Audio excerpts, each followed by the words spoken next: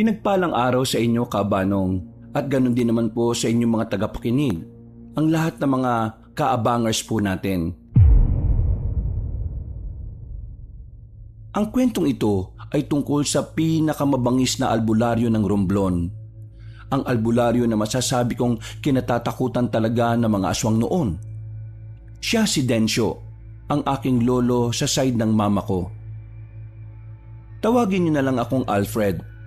Hindi ko tunay na pangalan. Nakatira kami noon sa Romblon. Mula nang mamatay ang mama ko sa sakit sa baga at mula nang iwan naman ako ng tatay ko kay Lolo Densyo, ang lolo ko na talaga ang kinagisnan ko.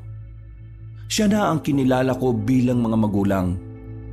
Maayos naman ang buhay ko sa kanya. Kahit na hindi naman kami mayaman, hindi ko naramdaman na hirap kami sa buhay. May kinikita naman si lolo sa pag-aalbularyo niya. Kilala na rin naman kasi siya sa probinsya namin kasi ang dami na rin niyang natulungan. Saan ka na naman nanggaling, Alfred? Diyan lang po, Lo. Anong dyan lang? Tingnan mo yung sinaing mo rito, Kung hindi ko pa napansin, baka mamaya kumain na tayo ng sunog. Ay, oo nga pala. Naku, pasensya na po, Lo. Saan ka nga ba galing? Yun ang tanong ko. No, sa bilyaran lang. Tinalo ko lang naman yung mga mahihinang nilalang. Halika rito. Bakit po, Lo? Basta, halika rito. Rico, Nakakurot naman to. Umayos ka, Alfred, Nainis na ako sa ugali mo. Pinababayaan mo yung sinasahin mo rito para lang sa bilyar-bilyar na yan. Batuin kita ng marmol na bola doon Lo, kalma. Sinaing lang naman yan Kahit anong oras pwede naman tayo magsaing uli. Pero itong naipanalo ko sa bilyar, ngayon lang to. Tingnan nyo to, Dami, hindi ba? May pang-ambag na ako dito sa bahay. Wala nang masasabi sa akin yung mga chismosa dyan. Dami kong pera ngayon, Alfred, kaya ka ba nakipagpustahan kasi apektado ka sa mga sinasabi nila? Opo. Mga Apple sila Chinichismis nila ako na palamunin lang daw ako dito sa atin. Kung hindi naman ako madaling hingalin, di sana nandun pa rin ako sa trabaho ko. Wala talagang magawa yung mga chismosa na yan Ngayon lang naman ako nawalan ng trabaho. Grabe na sila gumawa ng kwento. Mga buang. Alfred, hindi kita tinitingnan na pabigat dito sa bahay. Alam ko ang kondisyon mo. At kilala naman kita. Mas ako nga ang nakakilala sa'yo kaysa sa ibang tao Kaya, wag mo nang isipin yung sinasabi ng mga ibang tao dyan. Hindi kasi ako sanay Dati naman kasi hindi sila ganun sa akin. Alam mo, Alfred, ganun talaga ang ibang tao. Kapag may pakinabang ka, okay ka sa kanila. Kapag wala ka ng pakinabang, sisiraan ka na. Pero ang pamilya mo, hindi gagawin yun sa'yo. Kaya nga, Lo, noong may trabaho akong matino, panay ang utang sa akin ng chismosang yan Tapos ngayon ako na yung pulutan nila sa usapan. Basta ikaw, huwag ka na mag-isip ng kung ano-ano. Naintindihan mo ba ako? Opo, Lo. Huwag mong pasinin yung mga taong wala namang magandang may dudulot sa'yo. Lo, ano nga palang balita dun sa lalaking aswang na hinahanap mo nung nakaraan? Nahanap na namin ng mga tropa. Ano pong nangyari? Ano pa ba? Di pinatay namin. Aswang yun Baka makagawa pa ng hindi maganda yun sa mga tao. Mabuti nga't nalaman namin agad na may aswang sa kabilang baryo. Kung hindi, baka nakapagparami pa. Hindi na ba talaga mauubos yung mga aswang na yan? Malapit-lapit na. Nararamdaman ko na ang pagkatalo nila. Hinihintay na lang ang tamang pagkakataon. Bumuntong hininga na lang ako. Sanay na sanay naman ako sa usapang aswang, Kabanong. Bata pa lang naman kasi ako, yun na ang bukang bibig ng lolo ko. Habang nagkakamuwang ako, para bang naging normal na lang din sa akin ang tungkol sa mga aswang. Sa kabila ng pagiging exposed ko tungkol doon, Hindi pa naman ako nakakakita ng mga aswang. Basta alam ko lang ang itsura ng aswang base sa kwento sa akin ni Lolo. Mabilis na lumipas sa mga sandali. Sumapit na rin ang gabi. Pagkatapos namin kumain ni Lolo, ay nagpaalam na muna ako sa kanya. Sinabi kong dadalawin ko lang ang kaibigan ko. Pero ang totoo ay pupunta lang ako ulit sa bilyaran. Para kasing hindi ako makakatulog kapag hindi ako nakapaglaro sa gabi. O pre! Oh, nabuhay ka. Paliw, di naman ako namatay eh. Naging abala lang. Tapos na yung kontrata ko eh. 7 araw lang naman yun. Namiss mo ako, no? Ew, kadiri ka. Anong namiss? Pwe, chicks ka ba? Saan ba punta mo? Sa bilyaran. Peperahan ko lang yung mga mahihinang nila lang dun. Sama ka na lang sa akin, pre. Saan mo naman ba ako dadalin? Sa chill-chill na lugar. May pera ka ba dyan? Magre-relax lang naman tayo dun eh. O sige, libre ko. Marami akong pera ngayon. Hindi ako pwede. Papapagalitan ako ni Lolo. Kapag ganitong gabi na, hindi na ako pwedeng lumayo-layo. Alam mo naman na hindi pa tapos yung problema sa mga aswang. Pambira. Aswang-aswang pa rin? Wala namang ganyan eh. Uy, sira ulo. Alam ko na alam mong meron. Kahit tatay mo naniniwala rin eh. Ang ibig kong sabihin, sa panahon natin ngayon, wala nang aswang. Kung noon, oo, meron. Pero ngayon, malabo na yan, pre. Nitong nakaraan nga lang eh, may napas lang na aswang sila Lolo. Lalaking aswang. Kaya anong sinasabi mong wala na mga aswang? Palibasa, puro pambababae yung ginagawa mo eh. Nagtatrabaho ka siguro ng ilang araw para lang may pambabae ka eh, no? Galing mo ah. Paano mo nalaman yon? Bata pa lang tayo, kilala na kita eh. Diyos ko, baka nga yung poste kapag nilagyan ng palda baby ride mo rin eh. Uy, grabe ka naman sa akin. Hindi naman ako ganyang kahayok, no? O sige na, pumunta ka na kung saan ka pupunta. Magbibilyar na ako. Sige, sama na lang ako sa'yo. Boring kapag wala akong kasama eh. Alam mo, para matuwa ako sa'yo, ikaw na lang ang pumusta sa akin.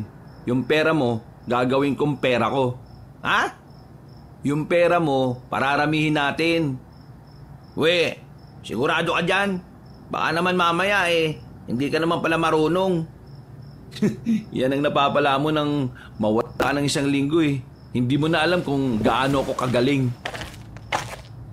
Inakbayan ko na lamang si Francis at saka naglakad na rin kami.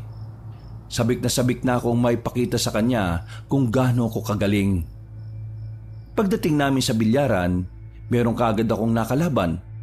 Pumila-pila pa talaga sila pero hindi naman magagaling. Kaya wala pang 1 oras, pumaldo na kaagad kami ni Francis. Pero meron pang isang humabol sa akin na isang lalaki. Kinalaban niya ako. Pinagbigyan ko naman kasi unang tingin ko sa kanya para siyang hindi marunong. Parang batang nagmamarunong lang. Pero nagulat kaming lahat nang ipakita niya ang galing niya. Nakadalawang laro kami. Hindi ko na pinalagan pagkatapos. Nararamdaman ko na kasing mauubos niya yung napanalunan namin. Napatingin ako ng maigi sa lalaki. Sa hindi malamang dahilan, meron akong naramdamang kakaiba sa kanya. Ang sabi pa ng iba, hindi naman daw talaga taga sa amin ng lalaking yun. Kaya medyo nagduda na ako. Nakita kasi ako ng mga sinyales sa lalaking yun. Uy, bakit ba natin sinusundan yung lalaking yan? Iba yung pakiramdam ko sa kanya eh. Pambira ka naman. Hindi mo lang matanggap na merong nakatapat sa'yo. Buang, wala akong pakialam kung natalo ko. Ano ba kasing problema mo sa lalaking yan? Pakiramdam ko kasi aswang siya. Diyos ko naman, pakiramdam mo lang naman pala eh. Wala ka namang ebidensya. Shh, ingay mo. Huwag ka na nga sumama kung marami kang sasabihin. Sige na, sasamahan na kita para malaman ko kung totoo nga ba yung sinasabi mo. Binilisan pa namin ang paglalakad hanggang sa makarating na kami sa sementeryo. Sa dulong bahagi kasi ng baryo namin ay naroon na ang libingan. Lumang sementeryo na yon kung tutuusin. Abandonado na rin. Wala nang nangangalaga.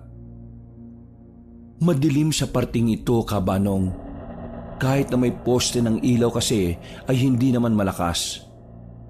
Napatigil kami sa paglalakad nang mapagtantong wala na ang sinusundan namin.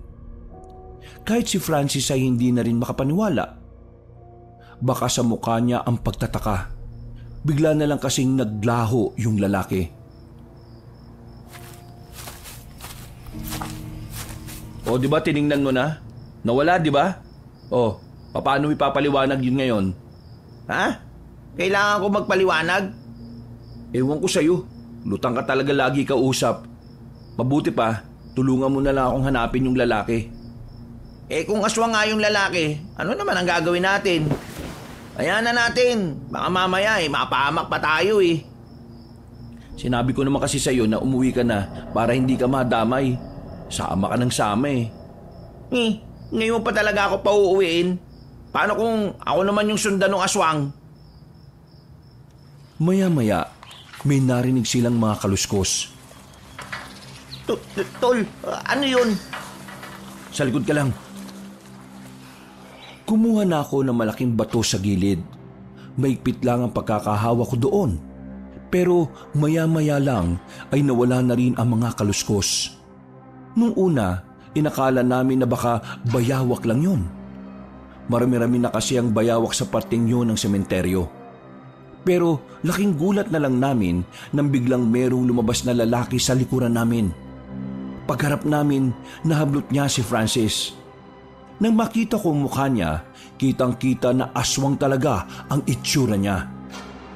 Nagsalita pa ang aswang na yon at sinabi niya ang pangalan ko kahit si Francis naman ang hawak niya.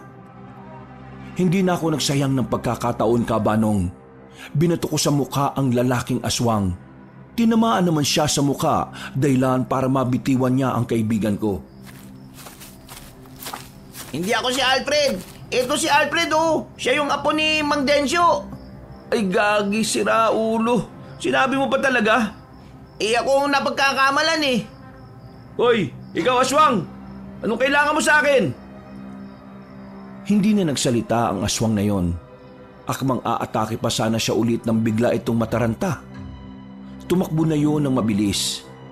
Pagtingin namin sa likuran ay kararating lang ni Lolo.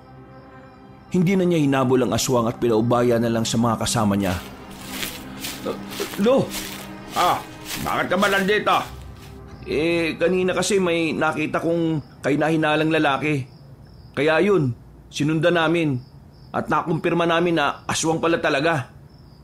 Nasaktan ba kayo? Hindi naman. Pero Lo, ako yata punteriya ng aswang na yun eh.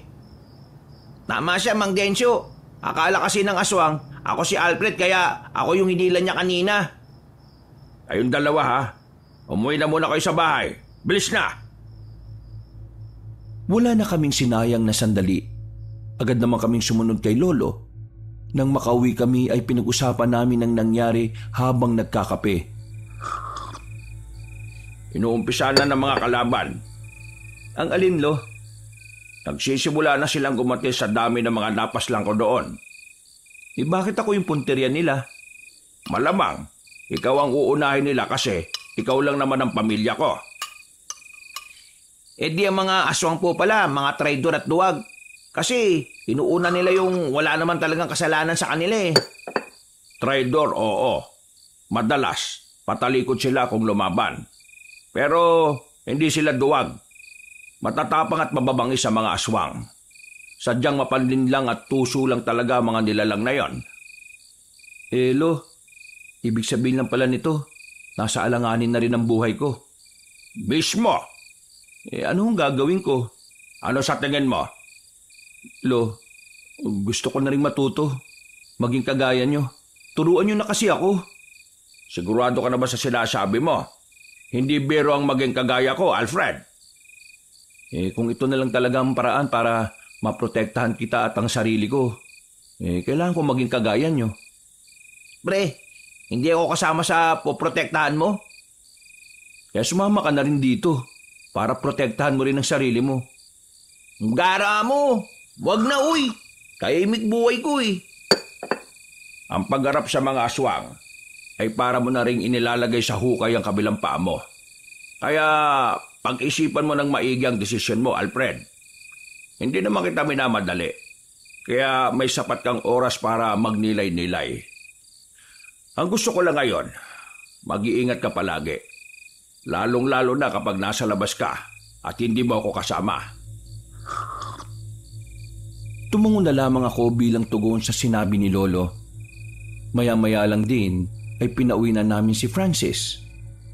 Gusto pa nga sanang magpahatid pero hindi na ako pumayag. Tinamad na rin kasi ako maglakad. At matapos din ang nangyari, nakaramdam na rin ako ng takot. Makalipas pa ang ilang araw, wala naman ang aswang na lumapit sa akin. Hindi ko alam pero pakiramdam ko rin ay nakatulong ang mga pangontra na pinasuot sa akin ni Lolo. Pero ang sabi niya sa akin, huwag kong iasa palagi ang kaligtasan ko sa pangontra sa lahat ng oras. May mga pagkakataon daw kasi na ang mga aswang ay hindi tinatablan. Depende raw sa uri.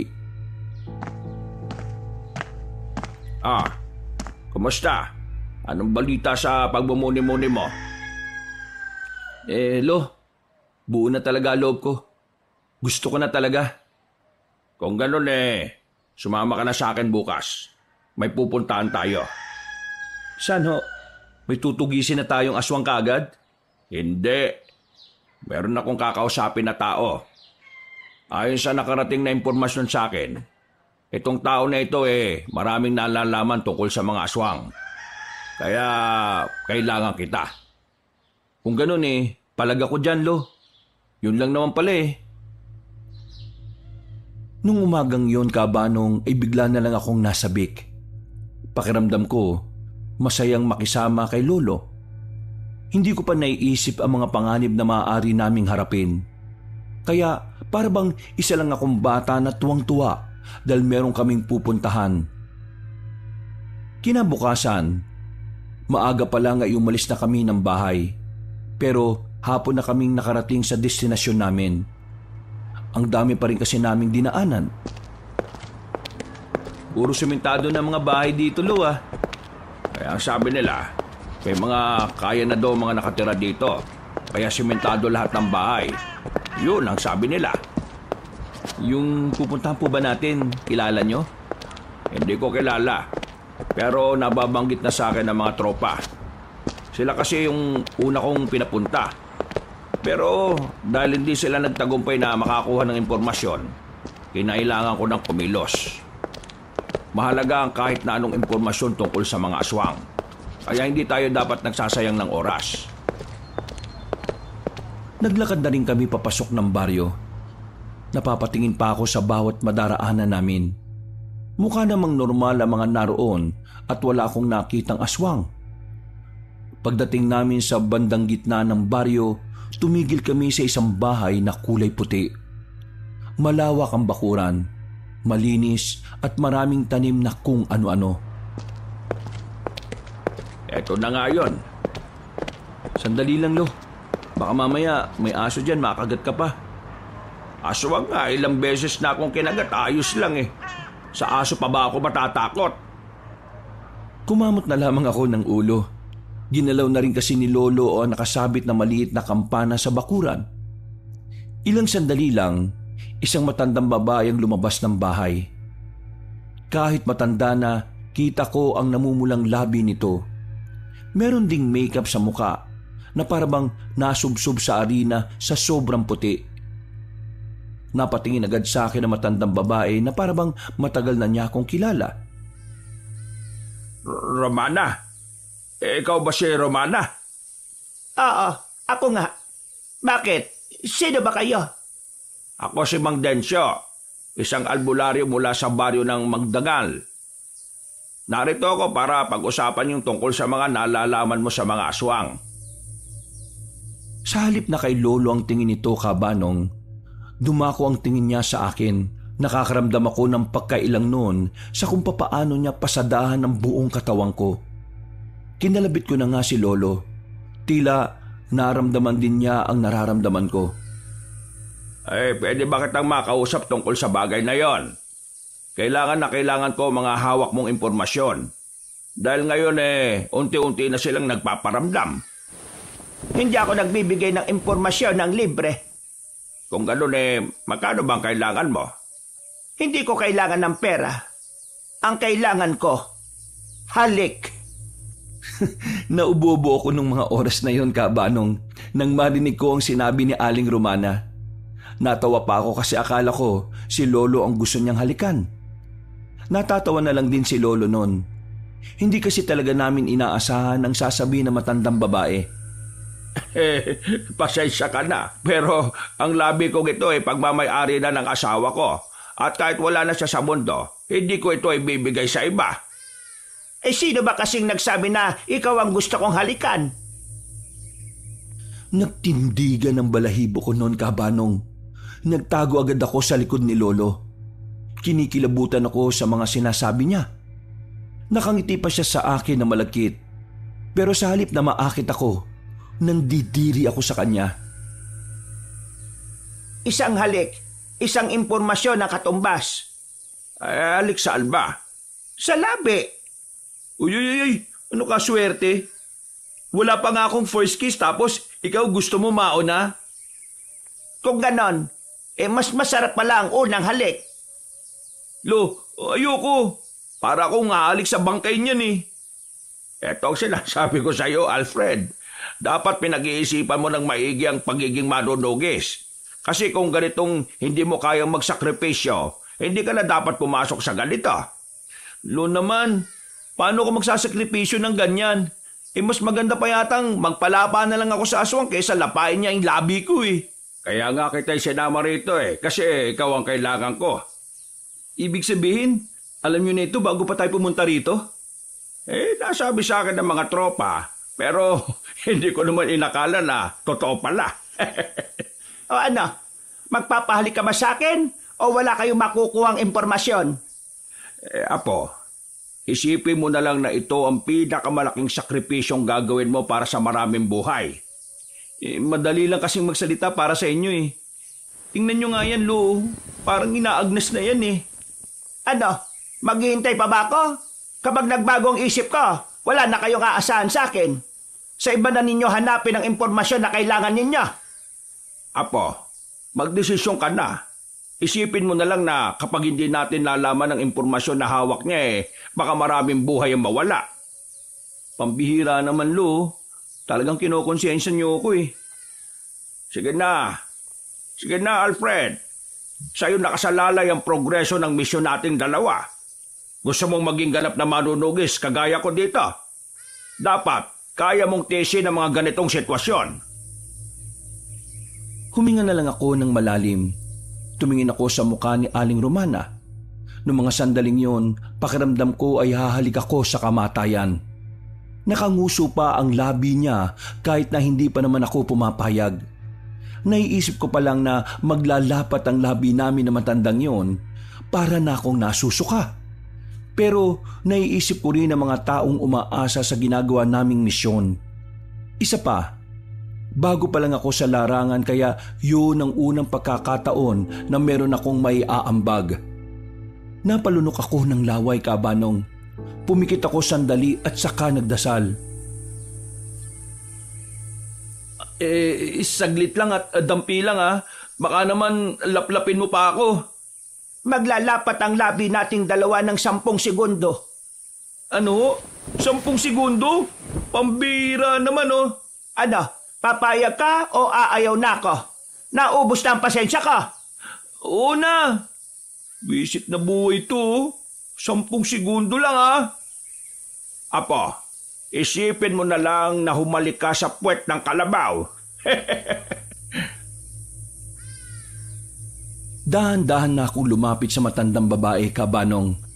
Parang anumang oras masusuntok ko siya dahil sa tingin niya sa akin. Pero kailangan kong tiisin yon. Kailangan kong isugal ng panandalian ng dangal ko. Hinawakan ni Aling Romana ang magkabilang pisngi ko. Naramdaman ko kaagad ang magaspang at kulubot niyang kamay. Kinilabutan ako. Pero inisip ko na lang na gagawin ko yon hindi para sa sarili ko, kundi para sa mas maraming tao na umaasa sa kapayapaan. Pagpikit ko ng mga mata ko, saka dinikit ni Aling Romana ang kanyang labi sa labi ko. Nagtindigan ang balahibo ko sa buong katawan. Yung 10 segundo na yon, parang sobrang tagal. Nang matapos na ang bilang ni Lolo, tinulak ko kagad si Aling Romana. Walang ya. Kila ka ba uling nag-toothbrush? Amoy tae ang bibig mo eh. Sos, kunwari ka pa. Gusto mo rin naman. At pwede ba? Huwag ka nang maging maarte. Ngayon ka na nga lang nagkaroon ng unang halik nag-iinarte ka pa. Pasalamat ka nga may humalik sa'yo. Ano? Pasalamat? Ako magpapasalamat? Kung kasing ganda ka ni Maui Taylor, baka magpasalamat pa ako. Mukha kang ang uugod-ugod na parang pet na kulubot eh. O sige na, tama na yan. Kailangan na namin ng impormasyon na hawak mo. Sige, sumunod kayo sa akin. Kakaiba ang araw na ito. Ang sarap! Makilang ulit akong dumura-dura noong mga sandaling yon, Kabanong. Parang kahit dumura ako ng dumura ay nalalasahan ko pa rin ang labi niya. Pagpasok namin sa bahay niya, ay pinaghandaan niya kami ng mainit na tsaa. Hindi ako uminom kasi baka may pampatulog siyang inilagay doon. Anong nalalaman mo tungkol sa mga aswang? Ang pinuno ng mga aswang ay si Sicario. Sicario? Saan mo naman nalaman ito? Lahat ng sasabihin ko sa inyo ay galing lang din sa mga informant ko. Informant? Hanep, parang pulis lang ah. Si Sicario ang pinuno. Marami din siyang galamay. Ayon sa mga tao ko, si Sicario mismo ang gumagala-gala para makapaghanap ng baryo na masasakop. Pero meron siyang kanang kamay. Hindi ko alam kung babae o lalaki. Pero ang sabi nila, itong kanang kamay niya, yun na nag-aasikaso ng lahat. Kasama na roon ang paghahanap sa iyo, Densyo. Ibig sabihin uunahin pala talaga nila ako? Oo, uunahin ka naman talaga nila kasi ikaw ang pinakakilalang albularyo dito sa Romblon. Wala ba talaga kayong ideya kung sino o ano man lang yung itsura ng kanang kamay? Kung meron lang di kanina ko pa sinabi. Ano pa yung mga nalalaman mo? Alam ko rin kung saan ang isa nilang kampo. Kampo ng mga aswang? Oo. Pero itong natuklasan ng mga tao ko, hindi pa yon ang pinagkukutaan nila. Marami silang lugar, pero yun lang ang nag-iisang nalaman namin. Sabihin mo, saan matatagpuan yung lugar na yon? Ibibigay ko sa iyo mamaya ang address kung saan makikita ang lugar. Pero may kailangan ka pang malaman, Densyo. Kailangang malaman? Ano yon? Kaya kanila gustong patayin ay dahil gusto nilang malaman kung nasaan ang itim na itlog. Itim na itlog? May ganun ba? Ang itim na itlog ay ang galing sa isang itim na sigbin. Ang itim na sigbin ay bibihira lang at pinaniniwalaang ang itlog ng itim na sigbin ay nakakapagbigay ng kakaibang lakas sa kung sino man ang kakain ng itim na itlog. Hindi lang pampalakas ng katawan nila ang itim na itlog. Sinasabi mo bang kulang pa ang kaalaman ko tungkol sa bagay na yon? Ang itim na itlog ay mabisa rin para makagawa ng mga makabago at mas mababangis na aswang. Ibig sabihin, balak din nilang gumawa ng hukbo ng marami at mas malalakas na aswang? Nakuha mo, baby! Huwag mo nga akong tawagin ng ganyan. Kadiri! Ang problema, hindi ko rin naman alam kung nasaan ang itim na itlog. Alam mo ba kung nasaan? Hindi ko rin alam. Kaya nga dapat maunahan ninyo ang mga aswang na mahanap yon. Dahil kapag yon ay napunta sa kanilang kamay, mas mahihirapan na kayong manalo sa haharapin nyong laban. Nakita kong bumuntong hininga na lang din si Lolo. Sa buong buhay ko, yun ang unang beses na nakita ko siyang parang kinakabahan. Kadalasan kasi, nagagawa niya pang magyabang kapag meron silang kailangang paslangin na aswang. Marami pa silang napag-usapan ni Aling Romana pero hindi naman na ganoon kaimportante.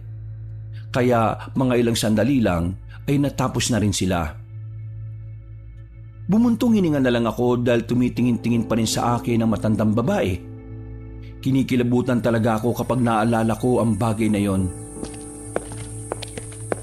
Magaling ang ginawa mo kanina, ha? Kung hindi dahil sa'yo, hindi natin malalaman kung ano ang tunay na pakay ng mga aswang. Lo, first kiss ang nawala sa akin. Kasalanan mo to eh. Hoy, ayaw mo nun. Hindi mo basta makakalimutan ang unang halik mo. Huwag ka na nga lang maingay, Lo. Baka naman sabihin mo pa to kay Francis, ha? Abay, oo naman. Makakaasa kang si Francis lang ang makakaalam. Lo naman. Nako, biro lang naman ko talaga, oh. Pareho na lamang kaming natawan ni Lolo noong mga oras na yon. Mga bandang tanghali, nakabalik na rin kami sa baryo namin. Nanakitang pa ako sa kakalakad. Wala na kasi kaming nasakyang pabalik dahil gumarahe muna ang mga tricycle driver. Pagbukas namin ng bahay namin, nagulat ako nang merong kaming abutan na matangkad na lalaki. Nakaupo siya sa katre. Nakadikwatro na akala mo pagmamay-ari niya ang bahay. Sino ka? Hindi ako sinuka, iniri ako. Lo, sino naman to? Si Dabong, ang isa sa mga pinagkakatiwalaan ko sa samahan. Akala ko ba ako ang kanang kamay mo? Joe! Yap, yo! Ako ang kanang kamay ni Mang Densyo. Kung gusto mo, ikaw na lang ang kaliwang paa. Lo, palabasin mo na nga to. Dabong, paano ka nakapasok dito nakakandado naman tong harapan? Nakabukas naman yung bintana niyo sa likuran. Hindi mo sinara? Nakalimutan ko, Lo eh. Ay, ano bang kailangan mo? Meron lang naman akong mahalagang balita. Mahalagang balita? Oo, sobrang halaga. Mas mahalaga pa sa apo mo. Hoy, umayos ka sa pananalita mo ha. Kahit mas matangkad ka sa akin, kaya kitang balyahin. Kalma ka lang. Ayaw kong manakit ngayon eh. Ano ba yung magandang balita na sinasabi mo? May mga napas lang kaming aswang sa kabilang nayon. Napas lang na namin yung pinapahabol mo sa akin. Ay mabuti naman kung ganon. Alfred, yun yung aswang na umatake sa inyo ni Francis. Patay na. Dapat ka magpasalamat sa akin kasi pinangunahan ko yun. Ha? Ay, di salamat. Total, nandito ka na naman. Dito ka na rin kumain. Hinila ko si Lolo palabas ng bahay namin. Sa mukha pa lang kasi ng lalaking nasa bahay namin noon, parang hindi na mapagkakatiwalaan. Parang hindi gagawa na mabuti. Lo, sigurado ba kayo sa lalaking yon? Parang hindi mapagkakatiwalaan yung mukha eh. Matagal ko lang kilala si Dabong. Wala kang dapat ikabahala sa kanya. Hindi ba magnanakaw yan? Hindi naman. Matino naman siyang tao. Pero buraot nga lang. Buraot? Oo, buraot. Madalas mangingi ng kung ano-ano kahit na meron naman siyang pera. Tara na. Maganda na tayo ng makakain. Napailing na lang ako nung sandaling yun, Kabanong. Kahit na hindi ako komportable na merong ibang tao sa bahay, kailangan kong tiisin yun dahil bisita yun ni Lolo. Pero hindi ko maiwasang hindi mainggit. Parang mas pinagkakatiwalaan pa kasi siya ni Lolo kaysa sa akin. Kaya mula nung araw na yon, tinaga ko sa isipan ko na magiging magaling din ako kagaya nila. Isang linggo ang nakalipas, wala akong ibang ginawa kundi ang magsanay at mag-aral tungkol sa mga ginagawa ng isang manunugis. Nabibigla na nga lang din si Lolo na marami na rin akong nalalaman. Aalis kayo mamaya ni Dabong ha? Sasama ka sa kanya. Ho? Bakit naman ako sasama sa kanya? Kailangan mo siyang samahan kasi mabibigat ang kukunin ninyo. Kaya niya na yun. Mga itak ang kukunin niya. Hindi niya kakayanin kung 2 sakong bitbit niya tapos matatalim pang nasa loob. Kung kayanin man niya, ay baka abutin siya ng siyam-siyam. Laking tao naman nun eh. Bakit ba ayaw mo sa kanya? Hindi ko talaga sa trip na nandito siya eh. Sos, nagsiselos ka ba na siya ang kanang kamay ko? Yang sabi nyo kasi sa akin, ako ang kanang kamay nyo. Tapos, meron ka na palang kanang kamay. Mas maalam si Dabong kaysa sa'yo dahil noon pa man manunugis na siya. At ang mga taong maraming kalaman ang mas nagiging epektibo. E di, hindi pala ako epektibo. Hindi naman sa ganon. Ang sinasabi ko lang, marami-rami ka pang aaralin. Huwag kayong mag-alala, Lo. Papatunayan ko sa inyo na pwede mo rin akong maging kanang kamay. Masama ang loob ko nung oras na yon. Kaya bago pa humaba ang usapan, naisipan ko na lang na umalis. Pinuntahan ko na lang ang kaibigan kong si Francis. Wala rin naman kasi akong ganang magbilyar nung oras na yon. Anong sinabi mo? Hindi ka na paborito ng lolo mo? Para ka naman bata na nagmamaktol, pre. Anong parang batang nagmamaktol? Nakakainis kasi. Bigla-bigla na lang dumating yun sa buhay namin. Parang nasasapawan tuloy ako. Anong nasaasapawan? Magaling talaga siguro yun kaya hindi ka magawang pagkatiwalaan ng lolo mo. Huy, kaibigan ba talaga kita o hindi? Bakit parang hindi mo naman ako kinakampihan? Hindi naman kasi kalaban yung Dabong eh. Kakampi nyo siya. Fred mo lang talaga yung kalaban mo. Hindi mo matanggap na may mas magaling sa'yo. Hindi mo matanggap na mas sumahanga ang lolo mo ron kaysa sa'yo. Pero pre sa halip na tinuturing mo siyang kakompetensya, ituring mo siyang kakampi. Kasi wala kayong matatapos sa trabaho kung kalaban ang tingin mo sa kanya na dapat kaibigan. Ay nako, ewan ko sa'yo. Basta, hindi lang talaga siguro ako sanay na merong ibang napapansin ng lolo ko. Bumuntong hininga na lamang ako. Naiintindihan ko naman ang punto ni Francis. Totoo naman ang mga sinabi niya. Pero sadyang mahirap lang talaga sigurong tanggapin ang katotohanang hindi sa lahat ng oras ay tayo ang magaling. Matapos namin mag-usap ni Francis, kahit na papaano ay nalinawan ako. Naging kalmado na rin ang utak ko. Bandang hapon naman, dumating si Dabong. Sa labas pa lang, nakikita ko na kagad ang nakakairita niyang mukha.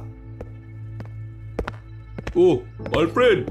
Magsapatos ka na, aalis na tayo. Bakit kailangan magsapatos? Ikaw nga nakatsinelas lang. Magsapatos ka para mukha kang lihito mong runner. Tatakbo kapag nagkagulo. Lo, pagsabihan mo nga to. Ay, haba na yan. Ang mabuti pa umalis na kayo. Kailangan na mamayang gabi ang mga itak para maibigay na sa iba natin mga kasama. Di tara na. Baka mamaya abutan pa tayo ng ulan. Bumuntong hininga na lang ako ng mga sandaling yon. Hindi ko na lang pinansin ang mga sinabi niya. Nang makasakay na kami ay tumingin na lang ako sa malayo kahit na daldal siya ng daldal. Halos 1 oras din ang biyahe namin. Hindi naman sobrang layo pero bumagal lang kami dahil sa malulubak naming nadaraanan. Oh, nandito na tayo. Anong lugar to? Baryo to ng San Isidro. Dito talaga kinukuha yung mga dekalidad na mga itak. Akala ko ba sa bayan? Bayan? Baryong natatandaan kong sinabi ni Mang Densyo. Bungol ka talaga. Ay naku, dami pang satsat. Tara na nga. Nauna na akong naglakad papasok sa baryong yon. Pero bigla ko na lang nakabanggaan ng isang babae. Muntikan pa siyang matumba. Pero buti na lang ay nasalo siya kagad ni Dabong. Ayos ka lang ba, miss? Pasensya ka na sa kasama ko Kasi hindi gumagana yata yung mata niya Ayos lang ako. Kasalanan ko rin naman kasi hindi ako tumitingin sa dinaraanan ko. Buti na lang alam mo. Pasensya na talaga Hindi mo kailangang humingi ng pasensya, miss. Kasalanan yun na kasama ko dahil siya ang... Hoy, huwag kang ang pasikat. Nakakita ka lang ng babae, nagiging makata ka na. Makata naman talaga ako Makata ang puso ko sa mga kababaihan na kagaya niya. Kung ikaw, hindi ko kagaya, marahil ay isa kang taksil na... Huwag na kayo mag-away. Magkapatid kayo. Dapat magmahalan kayo. Ha? Sa mukha niyang yan, Iisipin mo magkapatid kami? Ikaw yata bulag, miss eh. Hindi ba kayo magkapatid? Malabong magkaroon ako ng kapatid na mahina, no? Kung kanina ka pa umalis, miss, di sana tapos na usapan. Huwag mo siyang intindihin, Binibini. Ako ang tingnan mo. Nais kong malaman ang iyong pangalan. Ano ang pangalan ng isang kagaya mo? Rizal. Rizal ang pangalan ko. Dabong naman ang aking pangalan. Isang pangalan na nagmula sa pinakamabangis na mandirigma ng Norte.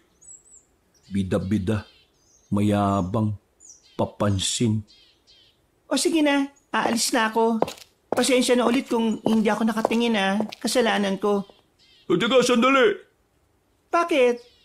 Maari mo bang ituro sa amin kung saan ang bahay ni Mang Tokek? Hindi ko siya kilala eh. Bago lang din kasi ako dito sa baryong to.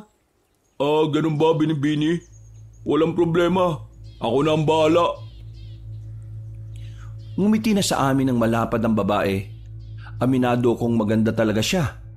Maputi, makinis ang balat. Parang hindi man lang tinatabla ng tigyawat ang muka.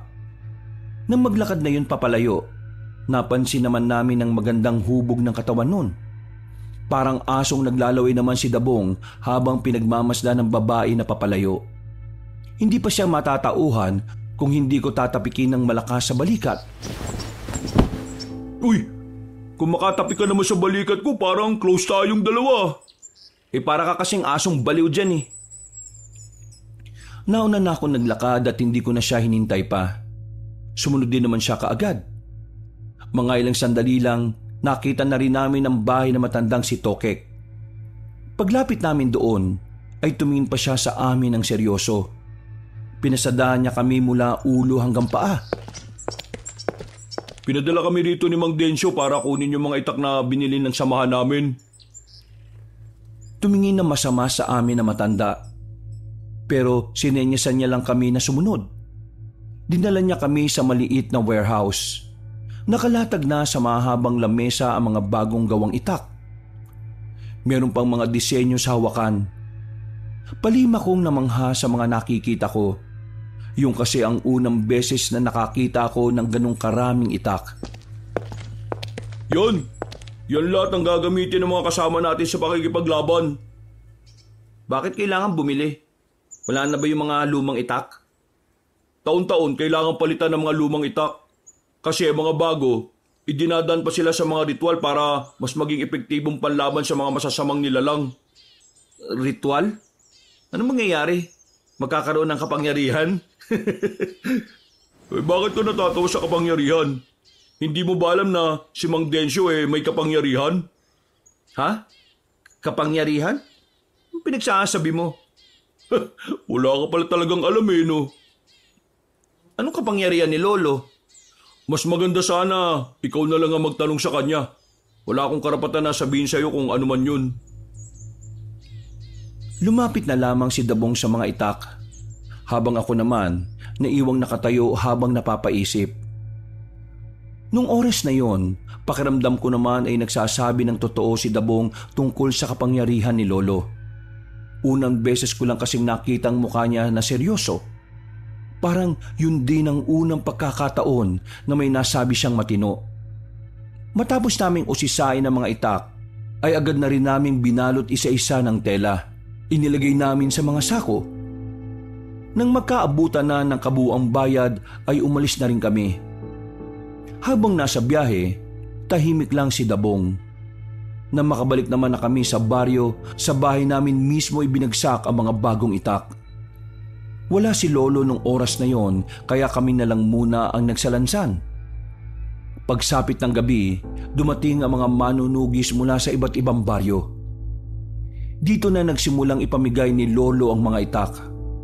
Habang ako, hindi ko alam kung bakit wala akong natanggap noon. Sige na mga kasama, makakauwi na kayo. Ipapatawag ko na lang kayo kapag may mga dapat pa tayong pag-usapan. Naglakad na rin paalis ang ibang manunugis. Gabi na sila natapos sa pag-uusap, habang ako nagmumukmuk lang sa loob ng bahay. Hindi ko kasi matanggap na wala akong natanggap na sandata. Halos lahat meron, pero ako, hindi man lang ako naalala ni Lolo. Nasa loob lang ako, nagbabasa ng kung ano-ano nang pumasok na si Lolo. Nilapitan niya ako at tinabihan sa katre. Tahimik lang ako. Hindi ko siya kinikibo. Alam ko kung bakit ka tahimik. Iniisip mo ba kung bakit hindi kita binigyan ng sandata? Tinigil ko sandali ang ginagawa ko. Tumingin ako sa kanya ng seryoso. Napansin ko na medyo natatawa siya. Kaya mas lalo kong nainis.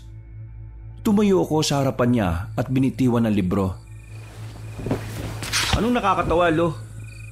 Napapansin ko, parang wala ka namang pakialam sa akin eh. Ginagawa ko makakaya ko para maging kagaya nyo. Pero ngayon, pinagmumukha nyo akong tanga. Hintay ako ng hintay, pero wala naman pala ako napala. Naiintindihan kita. Pero bago ka magalit sa akin, sumunod ka muna sa akin. Oh, saan naman tayo pupunta? Basta, sumunod ka sa akin para maintindihan mo kung bakit hindi kita binigyan ng sandata kanina. Dahil sa kuryosidad, sinundan ko na lang si Lolo. Naglakad kami noon patungo sa dulo ng baryo kung saan naroon ang abandonadong sementeryo.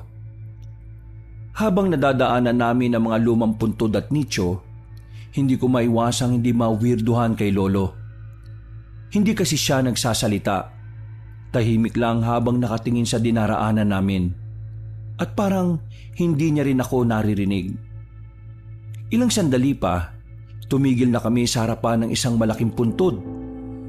Naunang naglakad si Lolo patungo sa likuran nun. Ako naman ay nakatigil lang. Lo, anong gagawin niyo dyan?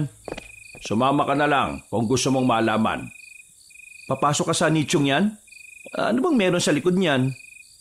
Ang kulit mo. Sumama ka na nga lang. Napapailing na lang ako. Kahit na nahihiwagaan na ako noong mga oras na yon, ay sinundan ko na lang din siya. Pagtingin ko sa likuran ng nicho, may nakita akong maliit na pinto doon. Hindi ko inakala na meron palang daan doon pababa. Namangha ako kasi sa mga pelikula ko lang nakikita mga ganon. Pagbaba namin doon, may sinindihan lang si Lolo na malaking gasera.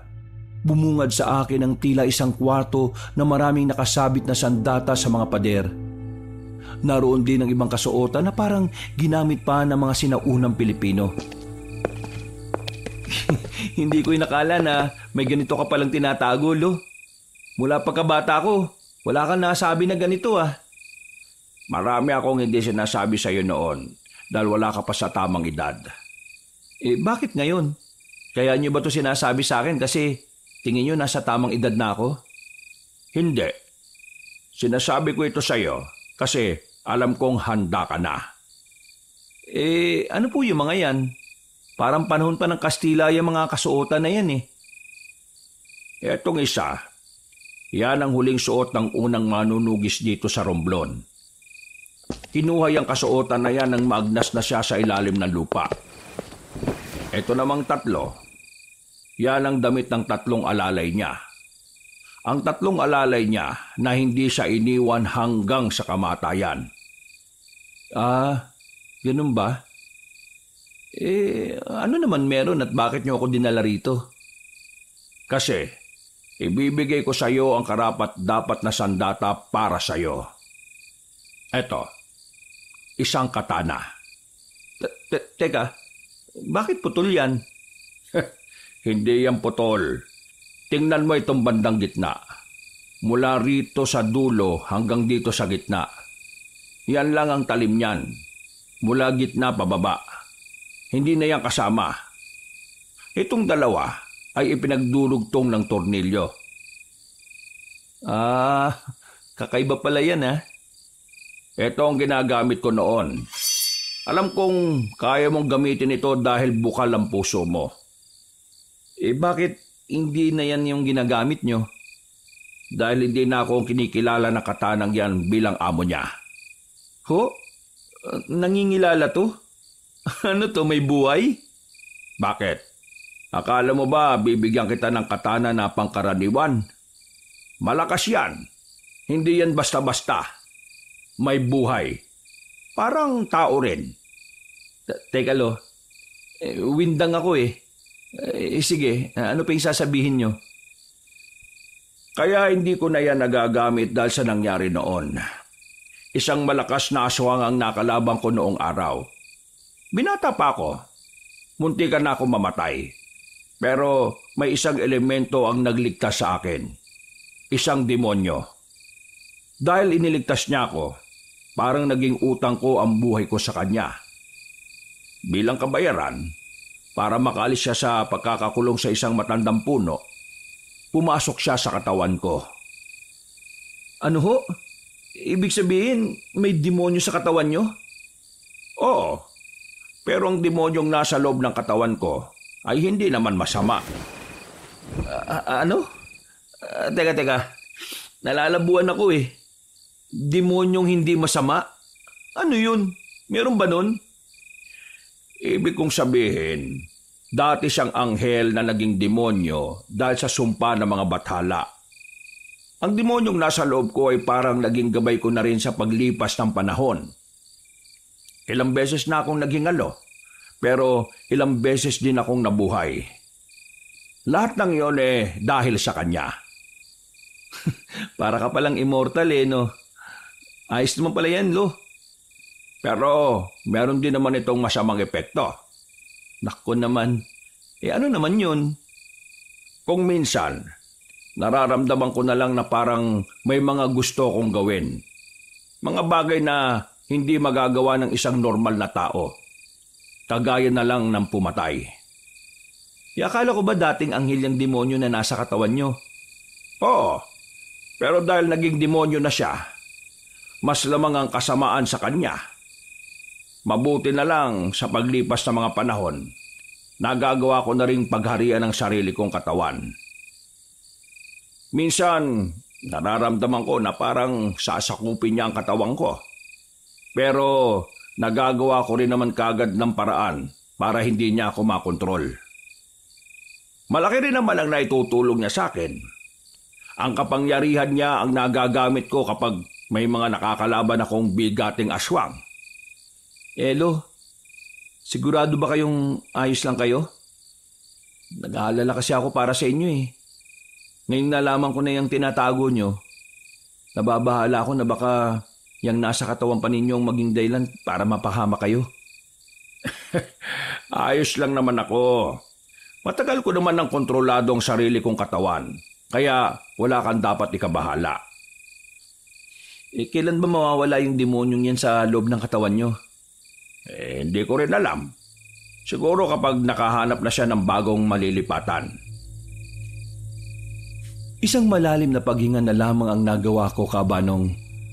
Pakiramdam ko ng mga oras na yon ay mamumuti ang lahat ng buhok ko sa katawan. Sobra ako nawindang. Sobra akong nakonsumi sa mga kaganapan.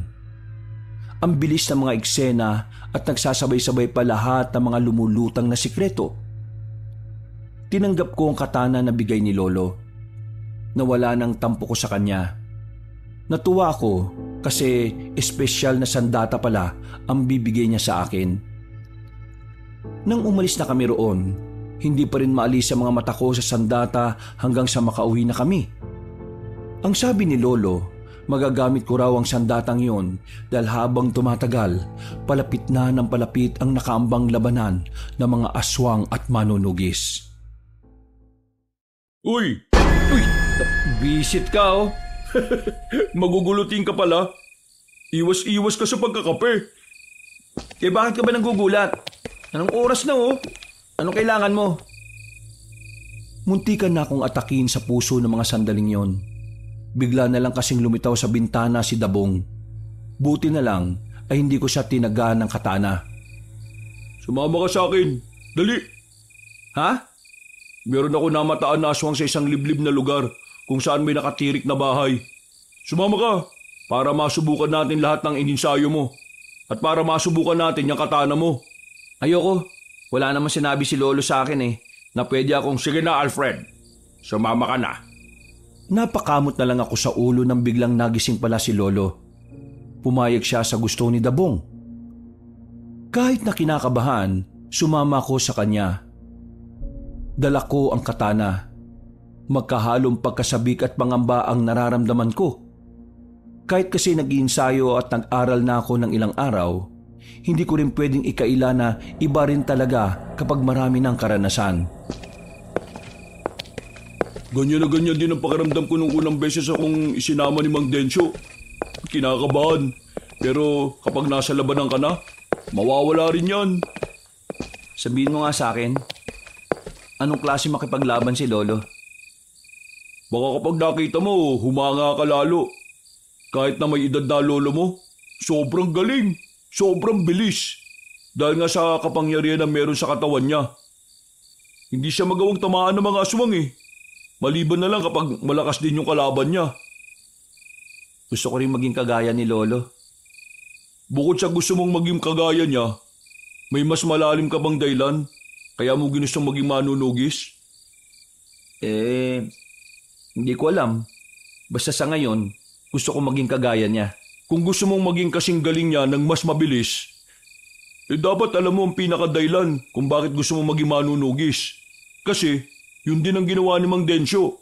Kaya siya kinilala bilang pinakamabangis na birador ng aswang. Noong mga sandaling yon, tila saka ko lang napagtanto kung gaano kasikat at kilala ang lolo ko. Alam ko kasi noon, pangkaraniwang manunugis lang siya. Akala ko normal lang na maraming napapatay na aswang si Lolo.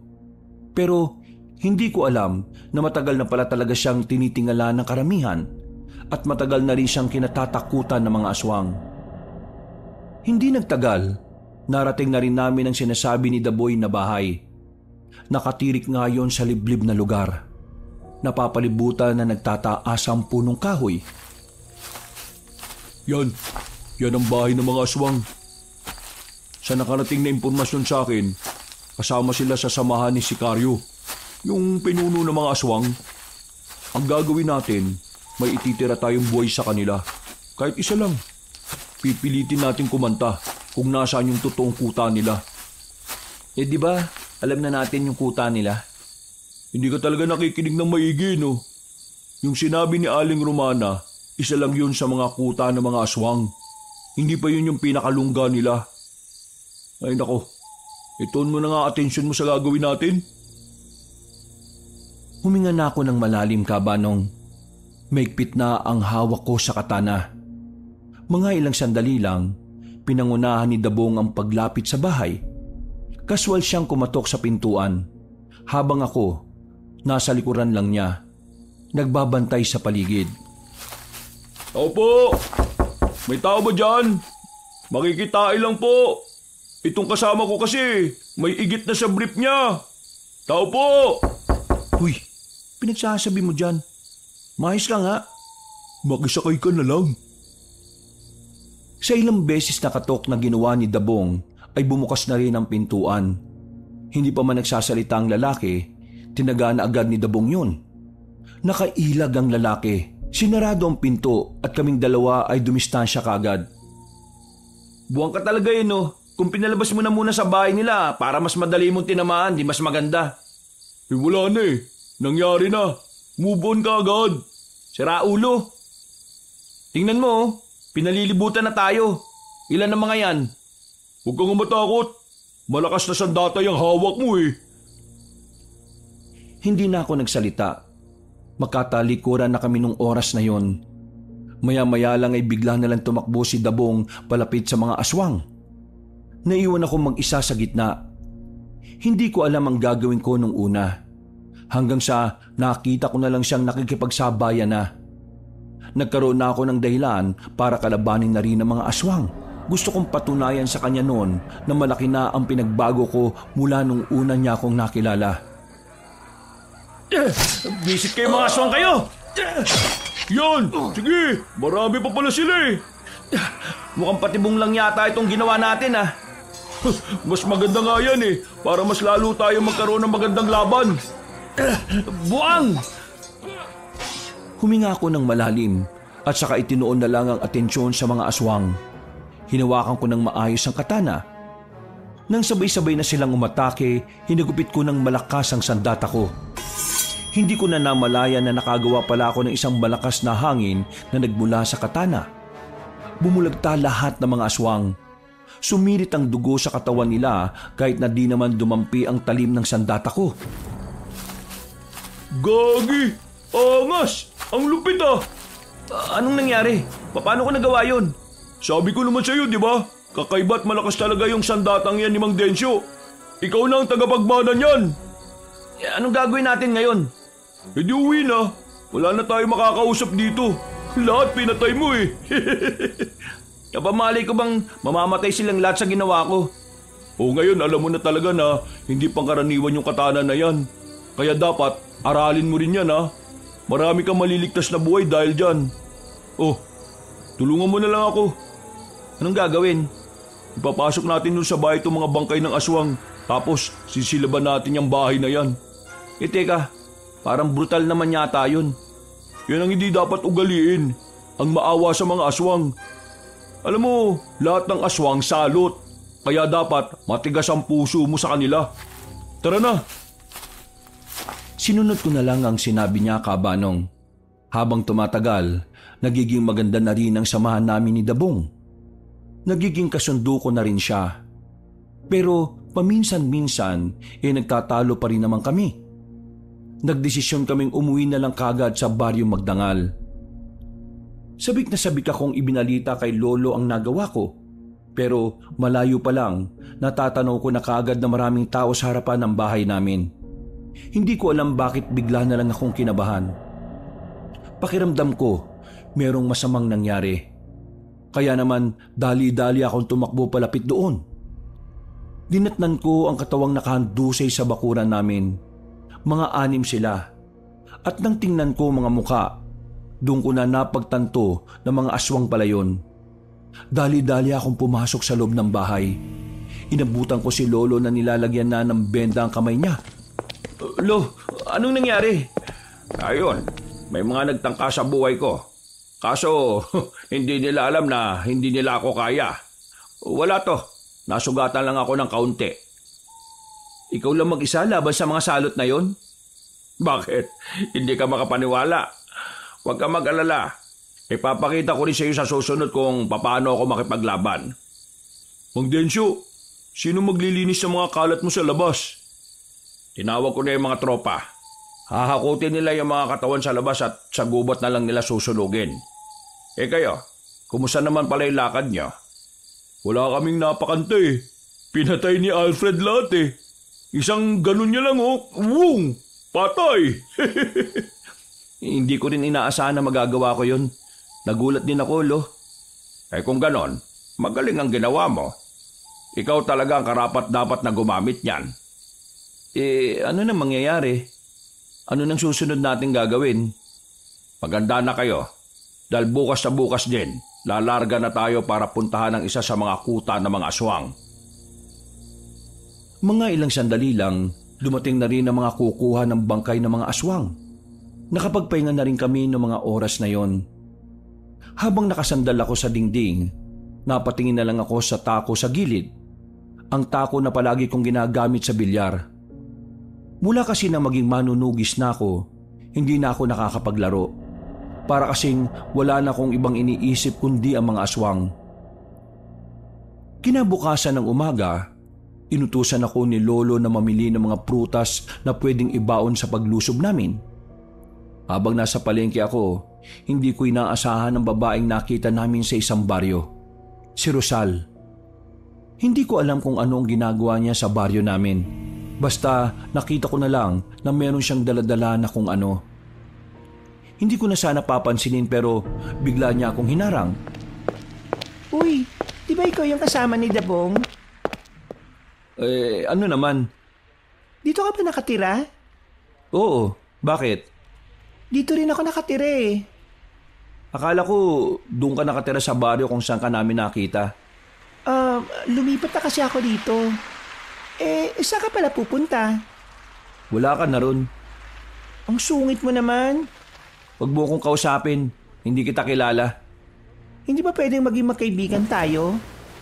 Nagulat na lang ako nang bigla niya akong hawakan sa dibdib. Napatingin ako sa mga mata niya. makahulugan ang tingin niya sa akin.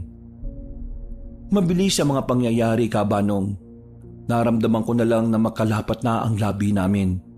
At para bang wala na akong pakialam sa paligid.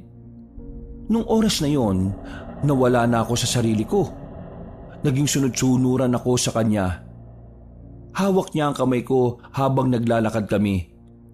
Saka lang ako natauhan ng may maapakan akong matulis. Nasugatan ng paa ko. Pagtingin ko sa paligid, nasa kagubatan na kami. Agad akong lumayo sa kanya. Nagtataka, nababahala. Sinuyod ko ng tingin ang paligid. Hindi pamilyar sa akin ang buong lugar. Kinuha ko ang sanga at tinutok sa kanya. Ano ginawa mo sa akin? Sino ka? Paano mo ako dinala rito nang hindi ko namamalayan? Ha? Ikaw ang sumama at pumilit sa akin na magpunta rito. Ang sabi mo sa akin may gagawin tayong dalawa na medyo bastos. Tumigil ka! Wala akong natatanda na may sinabi akong ganyan, ha? Totoo ang sinabi ko. Paano naman kita madadala rito nang hindi ka pumapayag? Hindi ko alam. Pero pakiramdam ko, meron kang ginawa sa akin na kakaiba. Kakaiba? Ano sinasabi mo? Hindi kita maintindihan. Ako na nga ang pumayag sa gusto mo Tapos ngayon, parang ako pa yung may balak na masama sa'yo. Baka ikaw ang may gagawin sa akin. Tigilan mo ako, ha? Hindi mo ako maluloko. Kung si Dabong, oo, maluloko mo yun. Tanga yun Pero ako, managinip ka ng gising. Hindi kita niloloko. Totoo naman talaga ang sinasabi ko Hindi ka tao. Ha? Anong hindi tao? Mukha ba akong aso? Mas masahol ka pa sa aso. Aswang! Alfred, ayos ka lang ba? Yun mga naiisip mo, hindi na normal Paano mo nalaman ang pangalan ko? Ha? Sinabi sa akin Wala siyang sinasabi sa'yo. Ha? Meron Isa ka siguro sa mga pinadala ni Sicario para patayin ako, no? Napabaliw ka na yata. Hindi ko na pinatapos ang sasabihin niya nang hagupitin ko siya ng hawak kong sanga.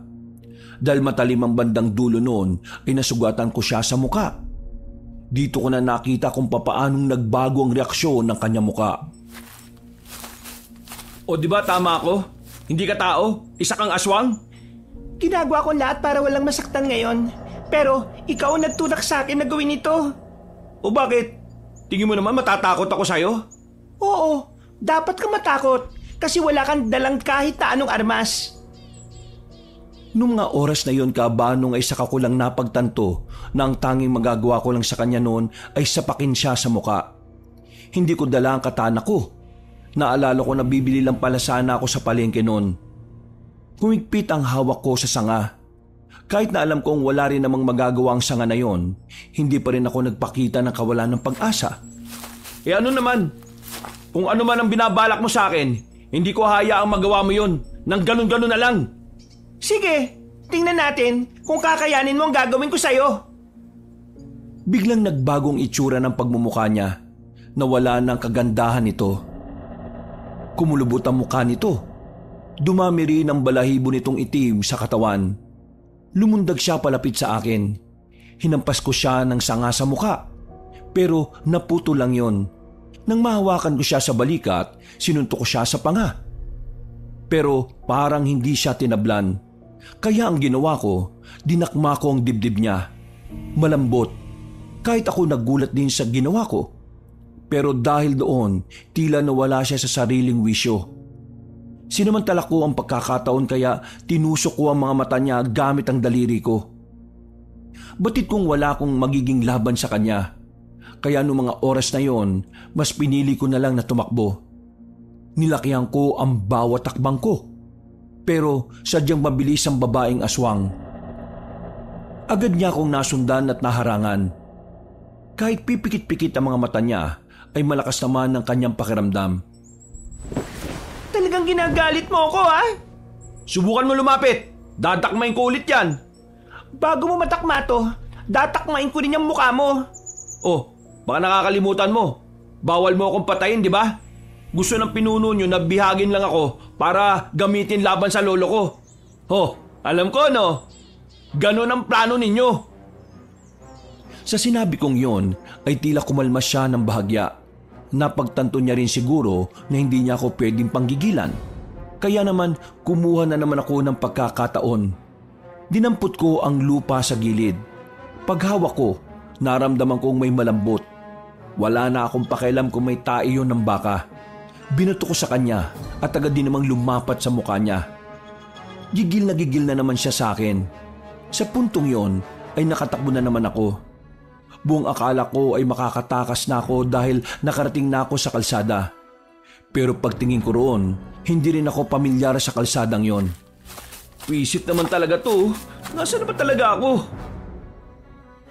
Mas madali niya akong makikita kapag nasa kalye ako. Kaya bumalik ako sa kagubatan. Nagtago na muna ako sa mga puno. Nagpahinga ako saglit dahil hingal na rin ako sa kakatakbo. Hindi nagtagal, nakita ko na siya ulit. Parang naamoy niya talaga kung nasaan ako. Tumingin ako sa gilid-gilid para maghanap ulit ng pwedeng ipamprotekta sa sarili ko. Ang kaso nga lang, mga tae na naman ng kalabaw ang nakita ko sa gilid. Wala na akong choice. Kailangan kong gamitin yon para makaligtas ako. Nang makalapit na siya sa akin, dinakot ko ng 2 kamay ang dumi ng baka at saka sinampal ko sa mukha niya. Pakiramdam ko noon, sirang-sira na ang utak niya sa sobrang asar. Sobrang epektibo kasi noon dahil diring-diri siya. Natatawa nga ako noon dahil yun ang unang beses na nakakita ako ng aswang na sobrang arte. Wala namang gaanong amoy ang dumi ng baka dahil damo o dahon lang naman ang kinakain ng baka. Yan! Namnamin mo yan, buwisit ka! Habang hindi siya makagalaw dahil sa hilamos na ebak, dali-dali naman akong tumakbo. Bumalik na ako sa kalye. Sa sobrang pagnanais ko na makalayo kagad doon, hindi ko na nararamdaman ang sugat ko sa paa. Makalipas lang ang ilang sandali, tuluyan na rin akong nakalayo. Nakarating na ako sa terminal. Dito ko na napagtanto na hindi pala ako nakakalayo sa baryo namin. Nasa kabilang parte lang kami ng kung saan hindi ko rin masyadong napupuntahan. Umuwi ako sa bahay. 2:00 na ng hapon. Inabutan ko si Lolo at Dabong na nasa bakuran. Naroon din si Francis. Baka sa mukha nila ang pag-aalala. Saan ka ba galing? Inutusan lang kita kanina. Ilang oras na nakalipas pero ngayon ka lang bumalik. Ano ba nangyari? Pre, ano yung nasa kamay mo? Tae? Mukhang gumawa pa yata ng paso gamit ka. Sira ulo. Itong nasa kamay ko ang ginamit ko para matakasan ko si Rosal. Sinong Rosal? Teka, yung Rosal ba na sinasabi mo yung Rosal na nakilala natin dun sa Oo. Yun yung Rosal na minamanyak mo. Visit ka kasi. Bakit ako? Kung di mo na sana kinausap yung babaeng yon, di sana hindi niya ako nakilala. Uy, ikaw tong nakabangga sa kanya Dapat kasi nakatingin ka sa dinaraanan mo. Tapos ngayon, sinisisi mo ko. Planado lahat, Alfred. Balak na talaga niya mapanapit sa'yo. Ikaw ang target nila para gamitin laban sa akin. O sige, uwi na ako. Wala akong maintindihan Akala ko ba gusto mong sumali? Teka, sasali ka dito? Sigurado ka ba? Try lang. Tumigil ka. Hindi to laro, no? Buhay mo nakataya dito. Alam ko naman. Pero kaya lang naman ako sasali kasi gusto ko makatulong dito sa baryo natin. Nabalitaan ko kasi na may posibilidad na dumating dito mga aswang. Isipin mo na lang na dumating sila rito tapos ako mangmang. Di, isa lang ako sa walang kwentang mamamayan na pwede nilang lapain. Akalain mo yun. Ikaw naisip mo yun pero si Alfred hindi. Sa sinabing yun ni Francis ay bigla kong napaisip, Kabanong. Tila ba mas naintindihan ko na kung bakit kailangan kong labanan ng mga aswang. Ang dahilan ni Francis ay ang naging pundasyon ng pagiging manunugis ko. Sa isang iglap lang, nagkaroon ng saysayang mga gusto kong gawin bilang manunugis. Mukhang alam mo na ngayon kung ano ang papel mo bilang manunugis, Alfred. Tumango na lamang ako. Nang maging kalmado na ang kalooban ko, agad akong nagtungo sa dibombang tubig. Binuhusan ko kagad ang kamay ko. Pagkatapos, nagpahinga lang ako saglit. Naghihintay na lang na lumipas sa mga oras. Habang tulala at naiisip pa rin ang mga nangyayari sa kagubatan, nilapitan ako ni Francis. Pre, wag mo na lang sabihin na sinabi ko to sa iyo ha. O bakit? Ano ba yan? Kanina kasi, nakita ko si Mang Densyo sa likod ng bahay ninyo. Nagiging kulay itim lahat ng mata. Tapos, nangingitim yung magkabilang kamay niya. Pre, aswang ba si Mang Densyo? Aswang ba lolo mo? Hindi siya aswang. Meron siyang kakaibang kondisyon sa sarili niya. Oh, saan ka naman pupunta? Dito ka lang. Gisingin mo yan si Dabong kapag aalis na. Kakausapin ko lang ang lolo sa loob. Tumango na lamang si Francis. Iniwan ko sila sa bakuran. Pinuntahan ko si lolo sa loob na abalang naglilinis ng kanyang mga gamit. Napangiti pa siya sa akin nang makita ako. Umupo naman ako sa harapan niya. Lo, magtapat ka nga sa akin. Ayos ka lang ba? Yung demonyo dyan sa loob mo, ayos lang ba? Huminga ng malalim si lolo at sandaling itinigil ang kanyang ginagawa. Napangiti siya ng papilit. Hindi na ako makakaila sa'yo. Sa totoo lang, nitong mga nakaraang araw ilang beses kong nararamdaman na parang gusto niyang ariin ang katawan ko. Kapag nangyari yon, siya na ang kukontrol sa akin. Lahat ng gusto niya, pwede na niyang gawin. Tingin ko kaya nangyayari to dahil tumatanda na rin ako. Umihina na ang katawan ko para pigilan ang paglabas niya. Wala ba talagang ibang paraan para makaalis siya sa katawan mo? Ang taging paraan lang para iwan niya ako, kailangan niyang makakita ng mas malakas na katawan. Ibig sabihin, kaya nandito pa rin siya sa akin dahil ako lang ang malakas na pwedeng makatagal sa kanya. Ano po bang mangyayari niyan kapag napagarian niya ang katawan niyo? Ang mangyayari, mahihirapan tayong talunin ng mga aswang. Kahit hindi pa nila nakikita ang itim na itlog, mas makakalabang sila sa atin. Ang kinatatakot ko, paano kung wala na ako sa sarili at nakita nila ang itim na itlog? Paano nyo tatalunin si Sicario? Huwag ka naman magsalita ng ganyan, Lo. Sa kakaisip mo ng negatibo, mas lalong lalakas ang demonyong nasa katawan mo . Kung sa bagay, tama ka nga naman. Kailangan maging positibo lang ako lalo na sa mga ganitong pagkakataon. Hindi ka naman nag-iisa sa laban, Lo. Kasama mo naman kami. Si Francis nga na walang insa-insayo, sasama mamaya . Pag namatay yun, bahala kayo sa burol nun . Grabe ka naman sa kaibigan mo. Ikaw nag-iisip ng negatibo . Paano? Matatakotin yung taong yun. Antok nga, hirap na hirap siyang labanan . Yung mga aswang pa kaya. Nagtawanan na lang kaming dalawa ni Lolo. Makalipas ang ilang oras, tuluyan na nga sumapit ang kinagabihan. Napuno ang bakuran namin ng mga manunugis. Bago kami umalis, sandali silang kinausap ni Lolo. Mga kasama, ang ating pupuntahan ngayong gabi ay isa lamang sa lungga ng mga aswang. Kaya naman, hindi tayo maaaring maubos o mamatay kagad. Mahaba-haba pang lalakbayin ang ating pakikipaglaban. Hindi pa natin nakakaharap si Sicario. Kaya ang gusto ko lang, maging alerto, maging focus tayo sa ginagawa natin. Seryosohin natin to. Alam niyo naman kung gaano katuso ang mga aswang. Basta ang tatandaan niyo lang, kahit na anong mangyari, ay kailangan natin maging matatag at matapang.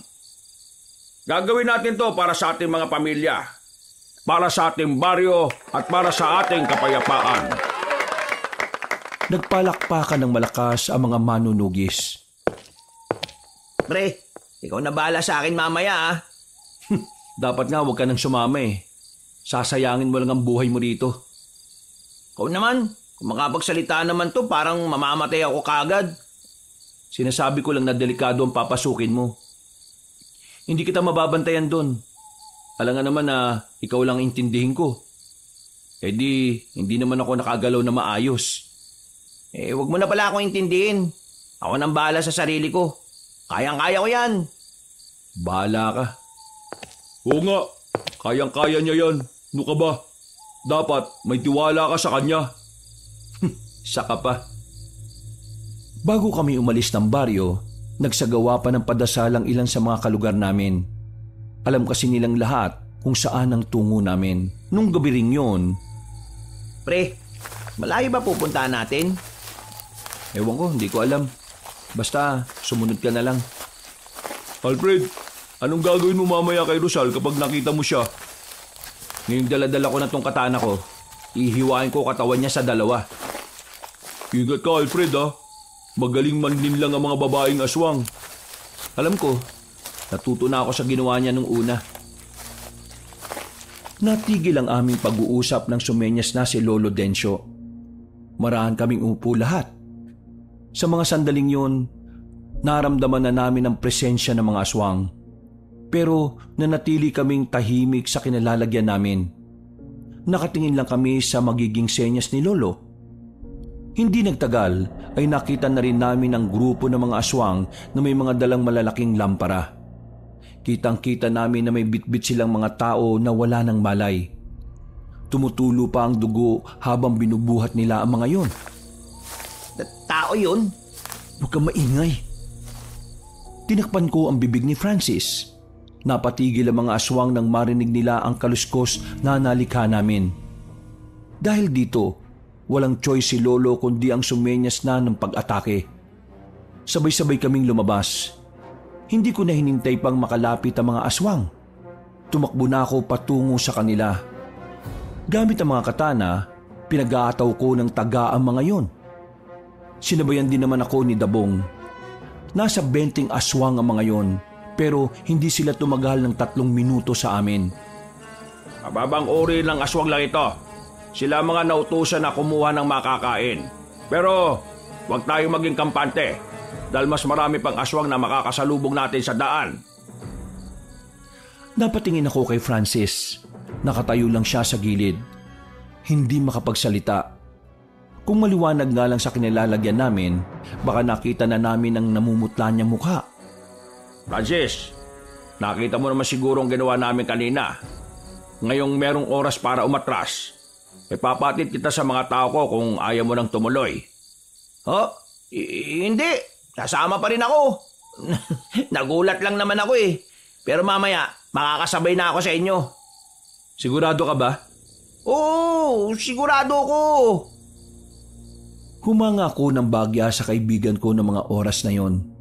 Nakikita ko sa kanya kung papaano niya naisin na makatulong sa pagprotekta ng kapayapaan ng baryo. Umiiling na lang ako. Hindi ko kasi inakala na ganun siya katapang.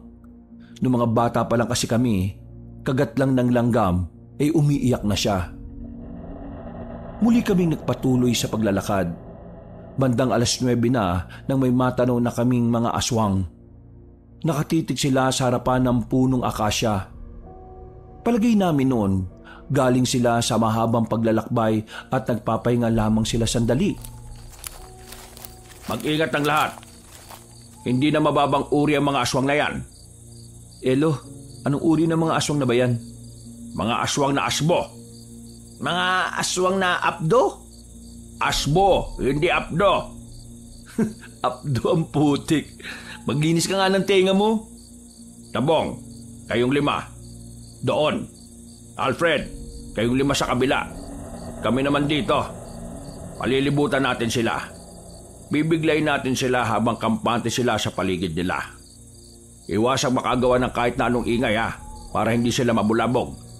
Iatid natin sila sa impyerno habang natutulog sila. Bilang pagsang-ayon ay tumango na lang kami kay Lolo. Sinunod namin ang sinabi niya. Nang makita naming nakapwesto na ang iba naming mga kasama, sabay-sabay kaming tumakbo palapit sa mga aswang na nagpapahinga. Pero bago kami makalapit, bigla silang nagising. Ang iba ay naging anyong malaking aso, habang ang iba naman ay nagbago lang ng anyo ang muka.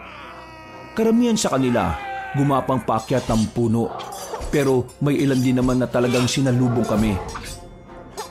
Napasabak na kami. Kanya-kanyang laban, kanya-kanyang kaharap. Una kong hinanap si Francis. Kahit naabala ako sa pakikipaglaban, hindi ko maiwasang hindi mag-alala para sa kanya. Pero nang makita ko siya, napangiti na lang ako nang makita kong nagagawa na niyang makapalag sa aswang nakaharap niya. Hoy! Gilid! Ay gagi! Buti na lang ay narinig ko ang tinig ni Dabong. Kung hindi ay baka tinamaan na ako ng sakmal ng isang malaking itim na asong aswang. Tinaga ko yun at tinamaan naman sa katawan. Salamat, Dabong ha! Anong salamat? May bayad yan! Ay buwisit! Sinuyot ko pa ng tingin ang buong paligid. Nakita kong nakalalamang kami sa laban. Pero may ilang aswang na rin ang nasa itaas ng mga puno. Hindi bumababa ang mga yon.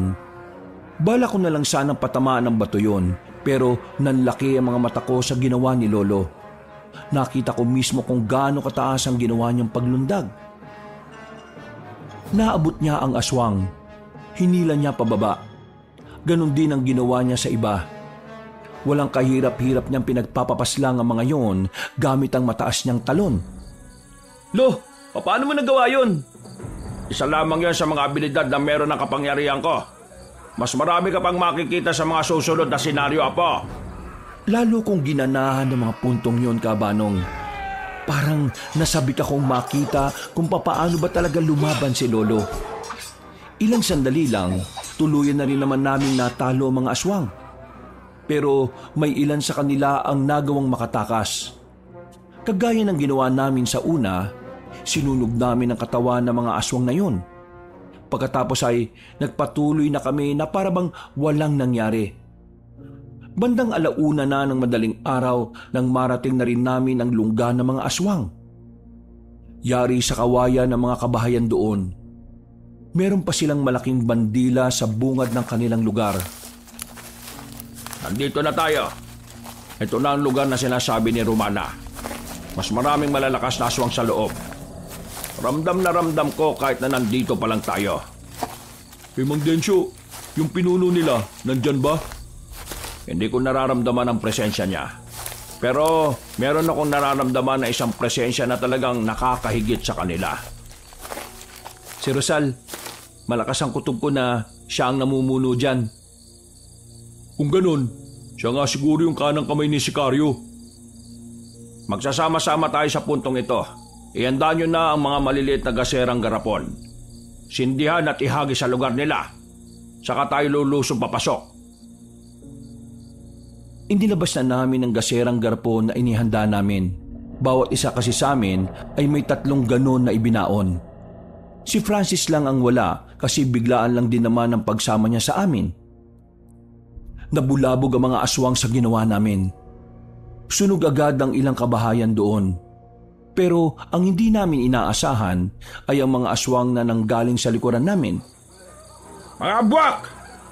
Anong bulwak? Mga aswang na may kakayahang magbagong anyo bilang bayawak. Yun ang mga nilalang na bigla na lang lumabas sa lupa at nilikuran kami. Ilan sa mga kasamahan namin ang nadali. Nasugatan sila pero maswerteng wala namang namatay. Mabilis namang gumapang ang mga abwak patungo sa madidilim na parte ng lugar. Narinig na lang namin ang kanilang mga angil. Mag-iingat kayo! Pumupunta sila sa ilalim ng lupa kapag nakaanyong bayawak sila! Abwak pala pre! Akala ko bulwak! Pre, mag-ingat ka! Hindi mo na kita mababantayan ha! Ano ko, bata? Sige na! Lusob na! Hindi na kami nagsayang pa ng pagkakataon.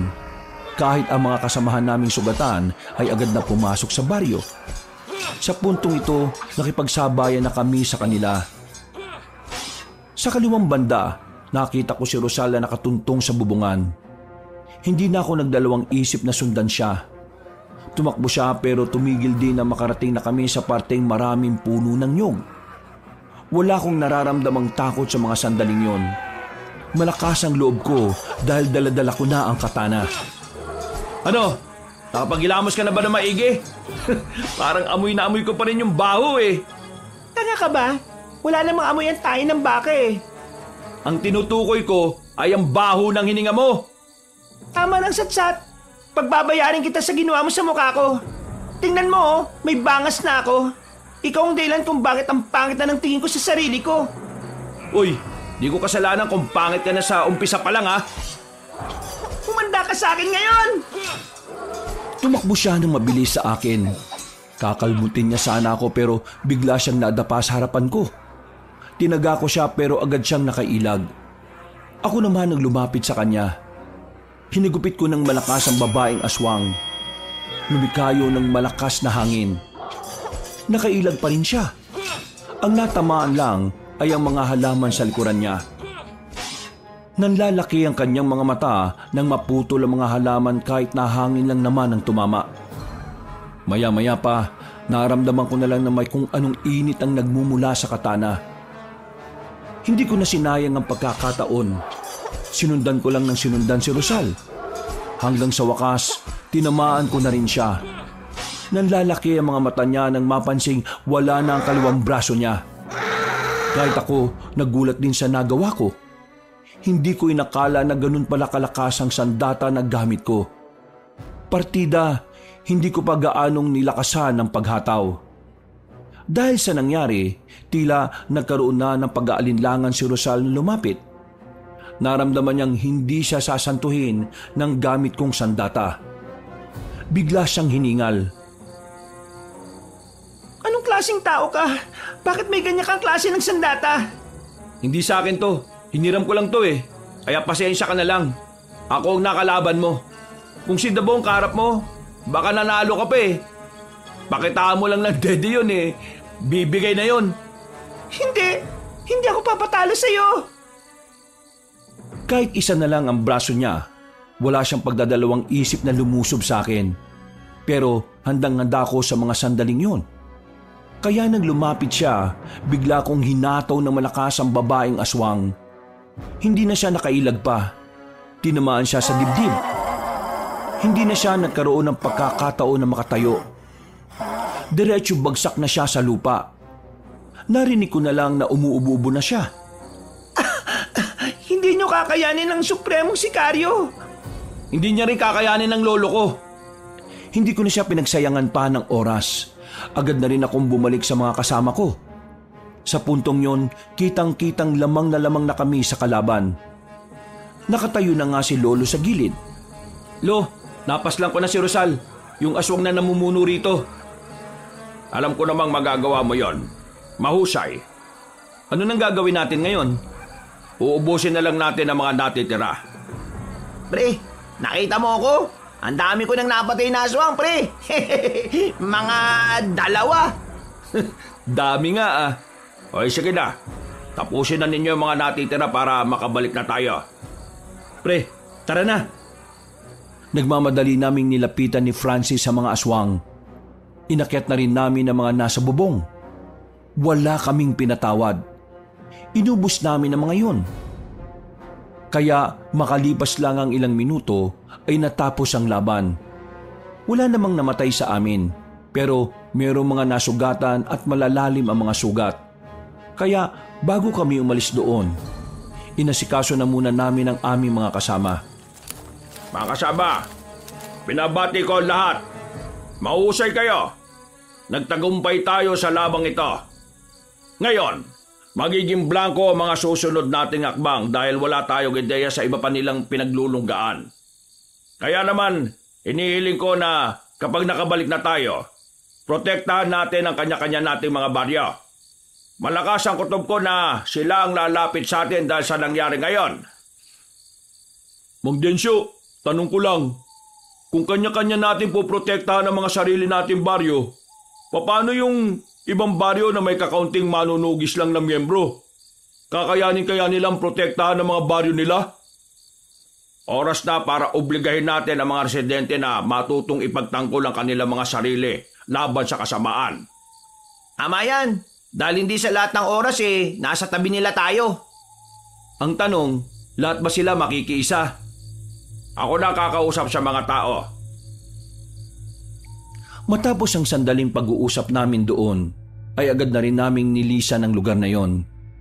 Nagliliyab ang mga kabahayan doon habang papalayo na kami. Nang makauwi na kami sa baryo namin, nagpahinga na muna kami sa bakuran. Si Francis na lamang ang nagpresentang maghanda ng kape. Maya-maya lang, napansin ko na parang tulala si Lolo sa baba. Tinatawag namin siya ni Dabong pero parang wala siyang naririnig. Dabong, alam mo ba kung anong nangyayari sa kanya? Inaatake na naman siya.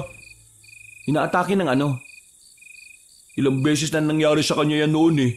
Nagpaparamdam yung demonyo na nasa loob ng katawan niya. Tara, tulungan mo ako. Bakit? Anong gagawin mo?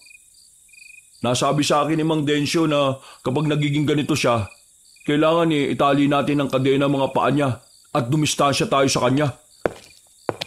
Ha? Bakit? Lilitaw na ba sa katauhan niya yung demonyo? Hindi ko alam. Basta ang sabi niya sa akin, ganun daw ang gawin ko. Para kung sakaling lumitaw nga, wala siyang masasaktan. Nagmamadaling kinuha ni Dabong ang kadena sa silong ng bahay. Habang tulala si Lolo, sinubukan ni Dabong na talian ang kaliwang paa nito. Pero laking gulat na lang namin nang bigla siyang dakmain ni Lolo Densyo. Nahawakan siya sa damit. Walang kahirap-hirap na binalandra ni Lolo si Dabong. Nang mapatingin sa akin si Lolo, nakita ko na itim na ang lahat ng kanyang mga mata. Ganoon na ganoon ang sinabi sa akin ni Francis noon. Bigla lamang niya akong sinakal. Noong mga sandaling yon ay hindi ko na alam ang gagawin ko. Buong akala ko noon mapapatay ako ni Lolo Densyo. Pero maya-maya lang bigla na siyang nakabalik sa dati. Naging normal na rin ang kanyang mata. Binitiwan niya ako kagad nang makilala niya ako. Lo, ako to! Apo, Alfred! Napadistansya sa akin nang mapagtanto niya ang ginawa niya. Nakatingin siya sa magkabilang palad niya. Nanlalaki ang mga mata at tila nawiwindang. Paano ko nagawang pagtangka ng buhay ng apo ko? Lo, alam kong hindi ikaw yun. Kaya huwag niyong sisihin ang sarili niyo. Pero mga kamay ko ang ginamit. Munti ka na kitang mapatay. At si Dabong, ako rin ba ang gumawa dyan? Mang Densyo, ayos lang naman ako eh. Hindi naman masakit. Marahang umatras sa amin si Lolo. Parang malapit na siyang maiyak. Kaya naman agad-agad ko siyang nilapitan para yakapin. Sa puntong ito, kumalman na rin ang kanyang kalooban. Nayupo namin siya, pero naroon pa rin ang pangamba niya. Tinangka na naman niyang ariin ang katawan ko. Pero buti na lang at alam ko kung paano makabalik. Delikado ito. Kailangan bago maghari ang demonyo sa katawan ko matalo na natin ang mga aswang. Paano natin sila matatalo agad kung hindi naman natin alam kung nasan sila? At kung maghihintay lang naman tayo rito, hindi naman natin alam kung kailan. Magpapakalat na agad ako ng mga tao bukas. Papahanap ko kung nasaan ang lungga ng mga yan. Kailangan na natin makaharap si Sicario. Hindi ko alam kung ano mangyayari sa oras na nakontrol na ako ng demonyo. Napapalunok na lang ng laway ang lolo ko. Kitang-kita ko sa mukha niya ang labis na kaba at pagkabahala. Kaya naman, noong mga sandaling yon ay hinawakan ko ang kamay ng lolo ko. Pinalakas ko ang loob niya. Sinabi ko na sa kanya na kahit na anong mangyari, hinding-hindi namin siya pababayaan. Lumipas naman ang gabing yun nang maayos naman ang naging kalooban ni Lolo. Gumaan naman ang pakiramdam niya. Kinabukasan ng umaga, maaga kaming nagising lahat. Isang balita agad ang dumating sa amin mula sa ibang grupo ng mga manunugis. Lumapit kay Lolong pinuno ng mga yon. Umiiyak. Ang sabi nila, nalagas ang buong bilang nila nang lusubin sila ng isang baryo ng mga aswang. Nagkakatinginan kaming lahat. Ang umagang yun ang hudyat na kailangan na naming kumilos. Gumawa agad si Lolo ng magandang plano. Pagdating ng tanghali, handa na rin kaming lahat. Kaya naman wala na kaming sinayang na pagkakataon. Kailangan na nating unahan ng mga aswang. Hindi sila maaaring makalapit sa mga baryo. Tayo ang lalapit sa kanila. Ihandaan niyo mga sarili ninyo. Dahil ngayong araw, mas malalagay ang mga sarili natin sa panganib. Maaring manalo tayo, pero maaari ding ito na ang huli nating sandali sa mundo. Kaya naman, ang gusto ko ay ibibigay natin ang lahat na makakaya natin para matalo ang mga aswang. Muling nagsigawan ng mga kasamahan namin. Sa mga sigaw nila, kahit papaano ay nakahugot kami ng lakas ng loob. Agad-agad na rin kaming umalis. Halos 2 oras din ang paglalakbay namin. Nandito na tayo mga kasama. Iandaan ninyo mga sarili ninyo. Tahimik ang baryo nang dumating kami roon.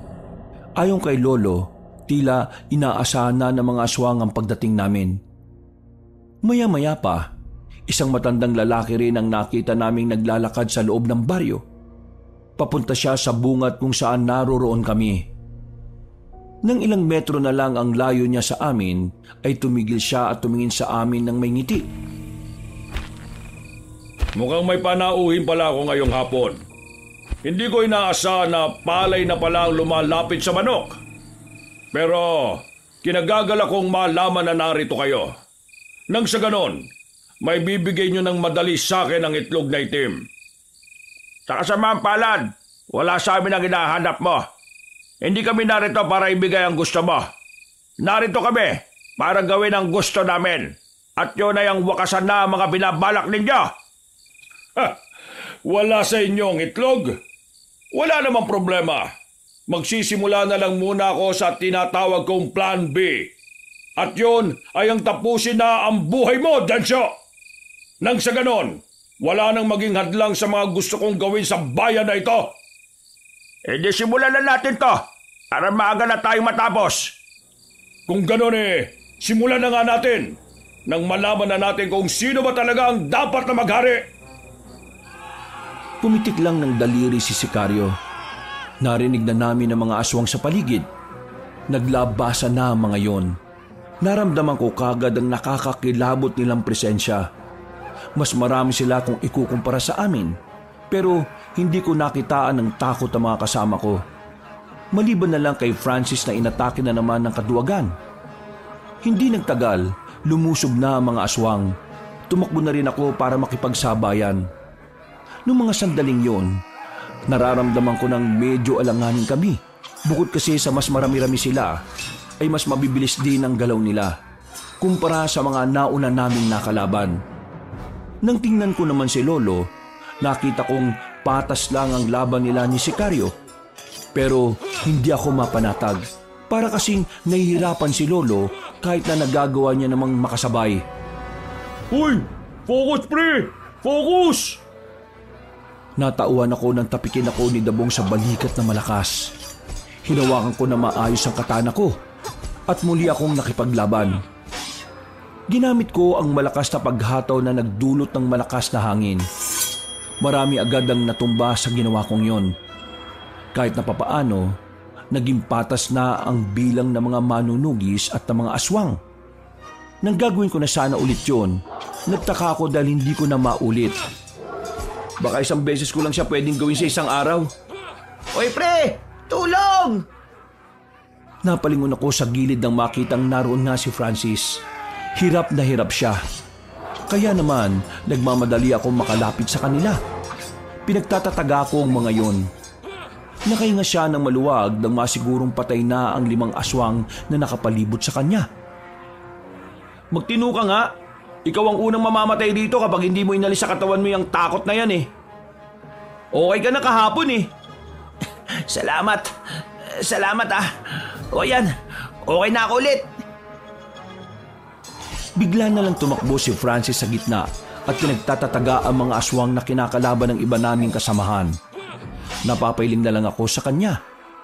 Hindi ko alam kung ano ba talaga ang nangyayari sa kanya. Nang idako ko naman ang tingin ko kay Lolo, nakita kong gigewang-gewang na ang kalaban niya.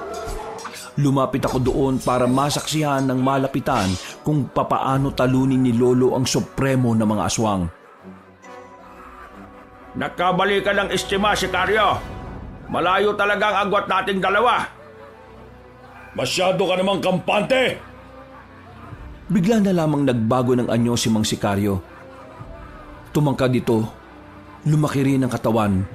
Pero kahit na ganoon, hindi man lang nakaramdam ng kahit na kaunting kaba si Lolo. Nilusob ni Lolo si Sikaryo. Napanganga na lamang ako habang nanunood. Kitang-kita ko ang kahusayan ni Lolo. Walang binatbat sa kanya ang supremo ng mga aswang kahit na lumaki ang katawan. Pinagtatatagalang siya ni Lolo sa kung saang-saang parte ng katawan. Wala pang 5 minuto, gigewang-gewang na naman yon. Dumistansya si Sikaryo at sandaling tumigil sa pakikipaglaban. Ha! Pinapahanga mo ko. Hindi ka nga talaga pangkaraniwan. Mabuti naman at napansin mo na rin ang kahusayan ka. Pero hindi pa rin ako nakakaramdam ng takot. Sa halip, mas nagiging masaya pa ako. Dahil sa wakas, nagkaroon na ako ng malakas na kalaban. Huwag mong lokohin ang sarili mo na masaya ka. Ang totoo, kitang-kita ko sa mga mata mo na natatakot ka ng mamatay. Hindi mo may tatago ang pangamba na nararamdaman mo, Sikaryo. Hindi mo na maahawakan ang itlog na itim na hinahanap mo dahil ngayong gabi. Ha! Nagtaka ako nang biglang mapatigil si Lolo sa pagsasalita niya. Bigla siyang humawak sa mga mata niya. Binitiwan niya ang sandata niya. Sinamantala yun ni Sikaryo para atakain siya. Buti na lang, mabilis akong nakalapit. Sinalag ko ang kalmot ni Sikaryo gamit ang katana ko. Nang matamaan ko siya ng hataw, dali-dali siyang napalayo. Pinagtuunan ko kagad ng pansin si Lolo. Lalapit pa lang ako sa kanya, naramdaman ko na lang na nasa gilid na si Sikaryo. Hindi ko yun inaasahan.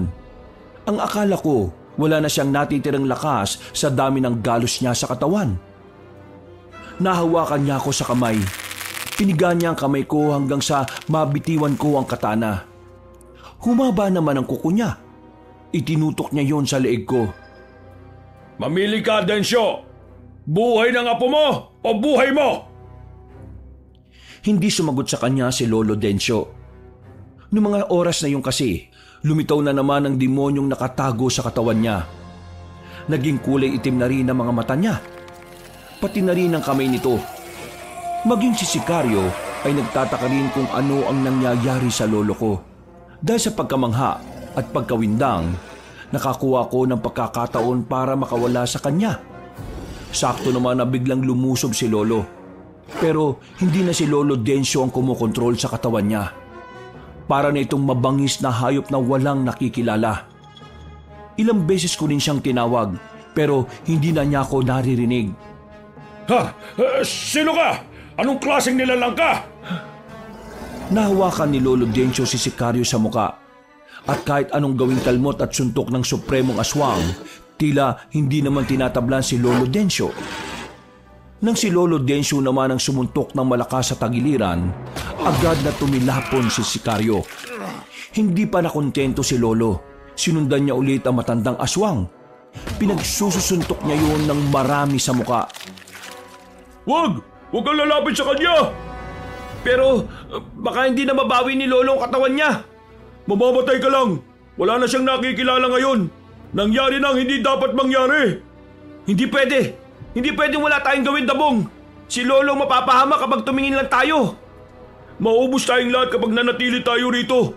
Tingnan mo mga kasama natin! Buhay ang mga kasama natin! Natalo na nila ang mga aswang! Hindi pwedeng si Mang Densyo ang pumatay sa ating lahat, kaya kailangan na nating umalis habang hindi niya pa namamalayan na nandito tayo.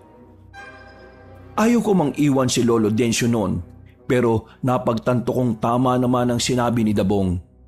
Hindi na si Lolo ang nakikita namin. Isa na siyang demonyo na hindi namin kayang pigilan. Palis na sana kami nang biglang tumigil si Lolo sa pagsuntok niya sa walang buhay na si Sikaryo. Lumingon siya sa amin. Parang sa tingin niya pa lang na yun, kami na ang isusunod niya. Nagtindigan na ang mga balahibo ko.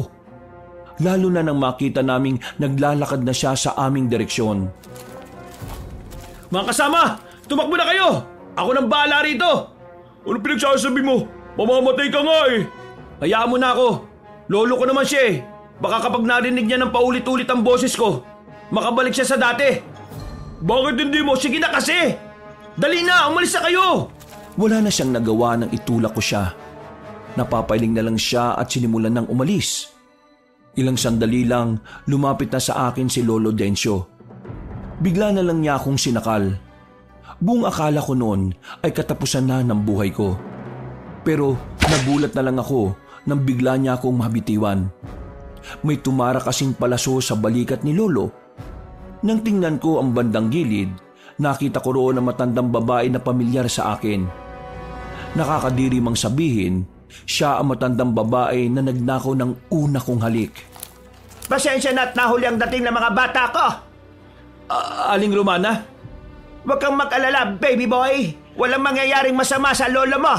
Ang pinangtira ko sa kanyang palaso ay sagrado. Aalisin ng palaso na yan ang lahat ng negatibong elemento na nasa katawan ng tao. Kabilang na riyan ay ang demonyong namamalagi sa katawan ni Densyo. Akala nyo hindi ko alam ang tungkol doon, ano? Pakis nga uli! Hindi ko siya pinansin. Nilapitan ko na muna si Lolo. Nakabalik na siya sa dati at tuluyan nang nawala ang demonyo. Wala na siyang malay noon kaya agad na namin siyang ibinalik sa baryo. Kinaumagahan lang naman, sa tulong ni Aling Romana ay nagkaroon na siya ulit ng malay. Naging normal na ulit si Lolo. Wala na rin ang demonyo sa katawan niya. Hindi ko inakala na ang kinaiinisan kong matanda, siya pa ang magbibigay ng bagong buhay sa aming maglolo. Kahit na sinagip niya ang buhay namin, hindi ko pa rin kailanman papatulan si Aling Romana. Mula nang matalo namin ng mga aswang, nagkaroon na rin ng kapayapaan ang kaisipan ng mga taga-baryo. Idiniklara na ring ligtas ang buong Romblon. Lumipas lang ang 5 buwan, pinagretiro ko na si Lolo. Ako na ang pumalit sa kanya bilang albularyo at manunugis ng baryo namin. Apo, maraming salamat ha. Maraming salamat kasi kahit na may iba ka pang pangarap sa buhay, pinagpatuloy mo pa rin ang nasimulan ko. Lo, ito talaga ang pangarap ko, ang maging kagaya ninyo. At saka, ang gusto ko, ako naman ang maging tagapagtanggol mo. At ang gagawin mo na lang, mag-relax at pagmasdan ako kung paano ako mas lalakas. Naniniwala ako sa kakayahan mo, Apo. Nandiyan lang pala kayo eh. Oh, eto na oh. Dala-dala ko na tong lambanog. Walang magdadrama kapag may lasing na ah. Sino kaya madrama nung nakaraan? Nakakaisang bote ka pa lang eh, umiiyak ka na. Kabanong, sa ngayon ay ako na ang kinikilalang protektor ng buong Romblon. Kahit wala naman ng aswang na nakikita rito, patuloy ko pa rin pinagpapatuloy ang mga nasimula ng aking lolo. Naniniwala kasi ako na ang pagiging tagapagtanggol ng kabutihan ay hindi natatapos sa isang tagumpay. Dahil ang pagiging instrumento ng kabutihan ay patuloy na ginagampanan anuman ang maging katayuan sa buhay. Kabanong, hanggang dito na lamang ang aking kwento. Maraming salamat po sa inyong pagbabasa ng aking sulat at pinagpalang araw muli sa lahat ng mga kabangers.